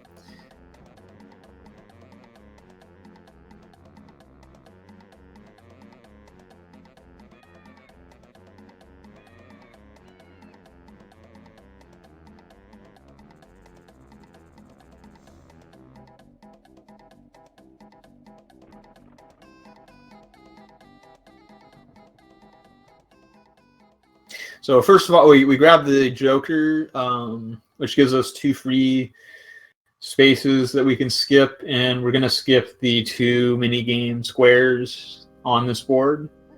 And the only other squares that should be a problem are the Gruntilda squares. All the other squares have set answers. So, if you played the game enough, you know the answers. Like some, questions you may not have seen before because they're so rare or something. But if you played the game a long time, you'll come across those questions and you'll know. So he's going to be skipping the mini game tiles. And some people actually skip the Gruntilda tiles and just take the mini games in some situations. I've seen it. Just because the grunty questions can end up actually killing you, because if you miss enough of them, you just keep missing them. Like he missed one there, and you just don't know the answer to them, and they're random. So like you can just continuously miss these questions, and it definitely looks like he does not know the answers. He missed 3 in a row, and this is the risk that you take if you don't fill out your calculator. You may not know, and then you can just continuously miss these questions. He got that one, so he finally got one. So hopefully he put that into his calculator, and now he has a better understanding of what the answers are. So he's going to skip that mini game tile.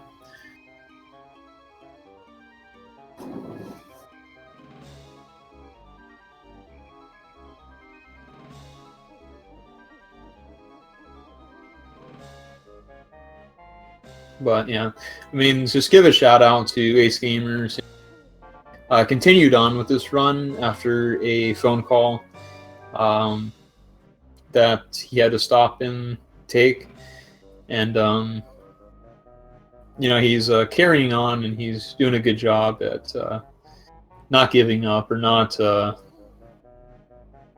forfeiting. I mean, it's not always such an easy thing to complete a run when it's not like you may have taken a break or something, and you're like, I don't want to finish a race when things happen. Okay, so this question, he got a good question on the skull, but I don't know if he's thinking pretty hard about that. Okay, you got it. Because if you fail that one, you have to redo the whole board, because it'll knock you into the lava. And so that death question, if it's a grunty question, which you saw him fail several grunties, failing these ones too, you can, because it's random. The skulls can be anything. It can be any square. It's a random question of any sort. It could be the musical, the visual, the banjo questions, or it can be the grunty questions. And the grunty questions would be the worst case scenario if you don't have your calculator filled out and you hit one of those on the skulls or the Joker. The Joker too, you could hit that on the Joker and you could not get the Joker, and you might have to either decide to reset the board or just go on and do the 2 mini game tiles if you miss the Joker question.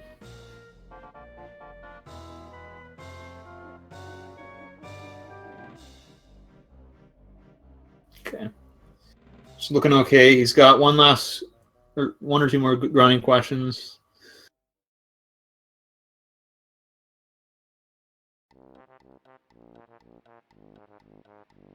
Got one last grunty question, and he should be able to handle this.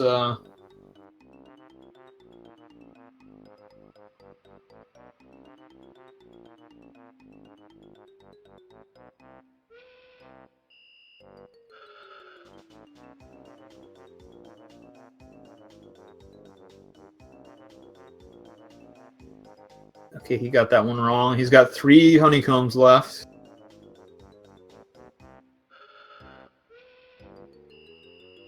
Okay, he got it. Okay, now he just needs to get this question wrong, and he needs to be standing in the right location. I hope he's in the right location, and then he needs to answer this one, not Bubble Goop Swamp, is all he needs to do. Yeah.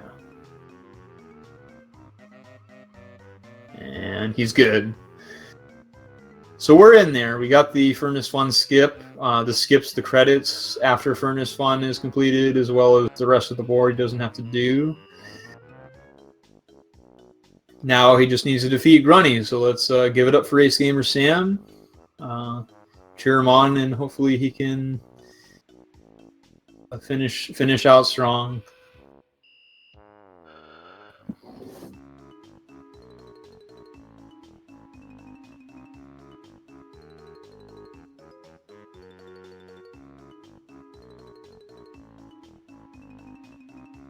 Yeah, he was down to 3 honeycombs on that Grunny question, so that was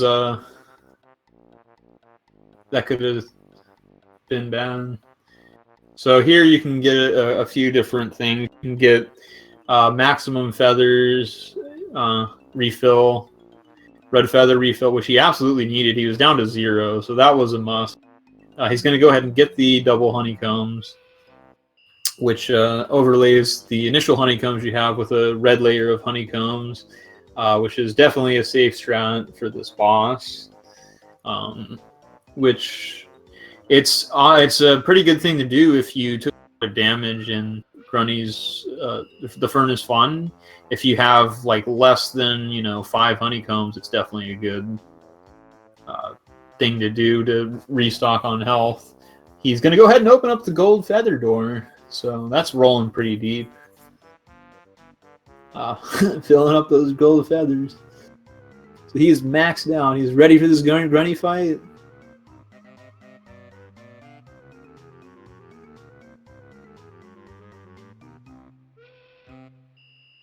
So let's get it done. Doesn't look like he's doing the egg strat here. He's going to go ahead and roll out the first cycle of Grunny standard. So typically what you'll see is these eggs, shooting out eggs from the back of Kazooie, and what'll happen is you'll get a 1 cycle here. You'll get it all done with the eggs. He's not setting it up correctly. You do it on top of the square thing, and you do it on her second trip. Like, you stay exactly where Banjo initially is, and her do 1 swoop, and on the second swoop, when my cue as an audio cue is when she starts making her noise that she's about to come your way, then that's when I start mashing C down. So he just did that normally. Now there's this phase, and gotta kind of watch out for the fire. Now, what can happen here is you can get knocked back, and if you're facing, if your back's turned against the edge, so like if your back is facing the edge, right, you'll actually get knocked like off the cliff. Is what can really happen here. Like, he almost was facing off the cliff, but then turned back around. But that is a dangerous thing that can happen, and getting knocked off the cliff is an instant death. It doesn't matter how much health you have. Falling off the cliff is a death. And then this aerial phase here, these hits can be tricky. And I think what can happen here in a death situation is you hit by a fireball, and then it like knocks you like silly, and you're just like, you fall off. Like, that can happen. He's missing these beak bombs.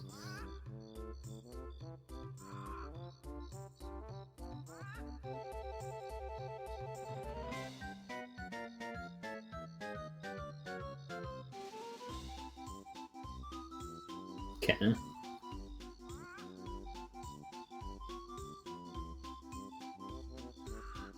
Missed that one. It's unfortunate. You need to hit Grunny 4 times in this phase. So you count to 4 hits and then you land after this phase. The first couple of hits are definitely the hardest, and then she starts throwing 3 and 4 fireballs, and then while she's doing that, it's, in my opinion, a free hit, unless she hits you with one of the fireballs, which her aim's pretty bad with that. So that was his 4th hit. He's going to land. And he's going to finish up with something about a 335.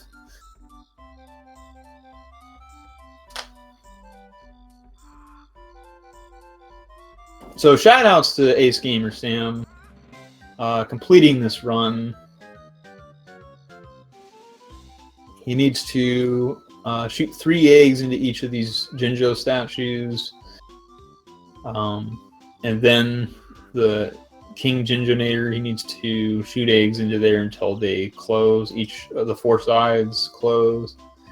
And as soon as the last one, the King Jinjonator is activated, the run is over.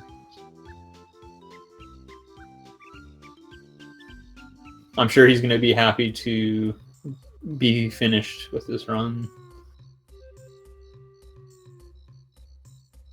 So, yeah, I mean, Grunny predicts where you're going to be with these fireballs. So if you're moving at a certain speed, like, she'll predict where you're going to be if you continue that. So you kind of got to change your movement up if you want to avoid them. Because the fireballs, they come at a predicted... Grunny predicts where you're going to be with that. So if you're moving at the same speed that you were, you're going to get hit. Or if that in the same direction and all that. So we're rolling deep with the final phase of Grunny.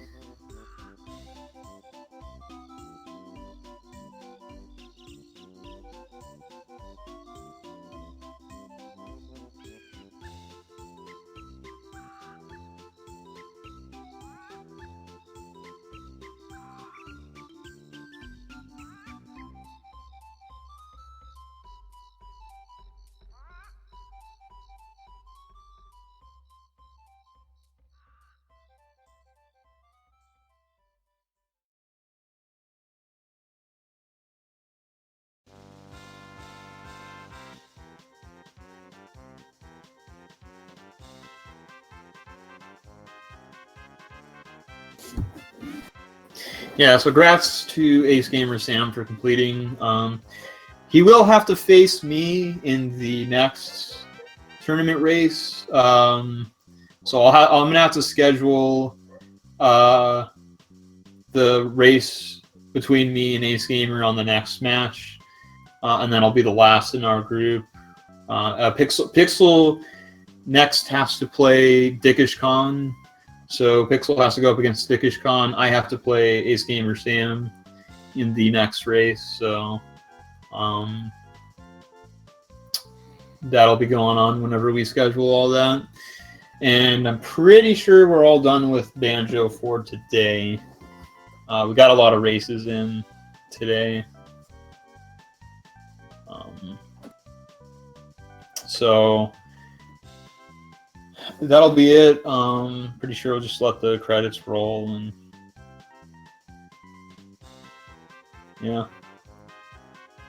yeah, I mean, it's cool. I mean, everybody's got their skill level and can't be nobody should really be disrespectful to people that aren't on the same skill level. Because everybody's got to start somewhere, and people should be respectful, because anybody could, improve and be the best. So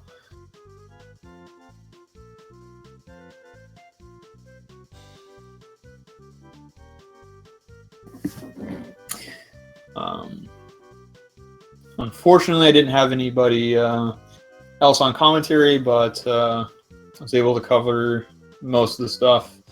I think we did come up with some issues on the other Banjo race with the commentary getting a little bit radical. So hopefully they just turn it down a notch, and I think they got the message. That, I mean, we're this channel strives to be family friendly, and for the most part, so when the commentators start to spiral out of control, and then the chat just kind of follows along, and yeah, because I think we should definitely keep this going. It's entertaining. A lot of people like to watch these races, so I don't see a point on stopping that. So that's pretty much it. I don't think AceGamerSam wants to do an interview, and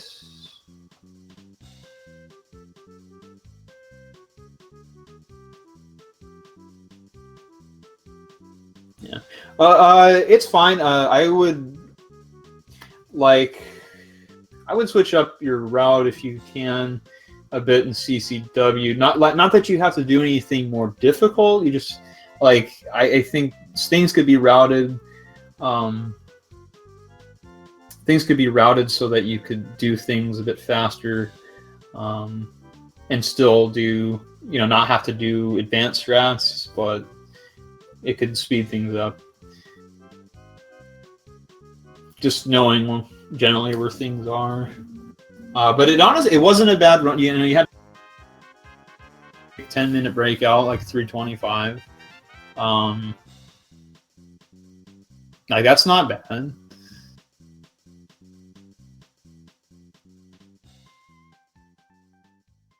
Like some of my old runs ran over 4 hours.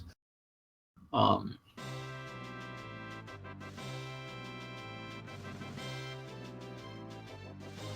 mean, I definitely personally improved a lot of the things that I did prior to this tournament.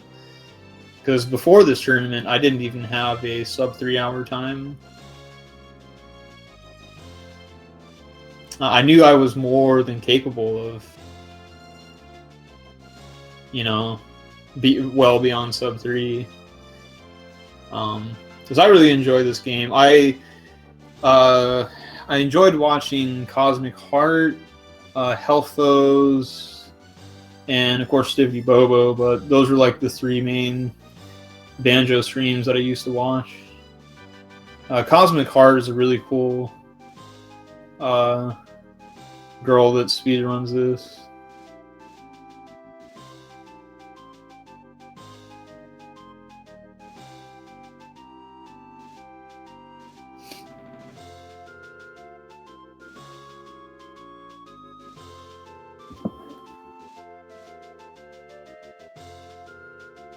Yeah, and then same for me. Like, I didn't join this tournament to win the tournament. I joined to have some fun and improve my PB. So it's not always about winning. I mean, sure, it could be nice to win, but like personally, like improving is more important.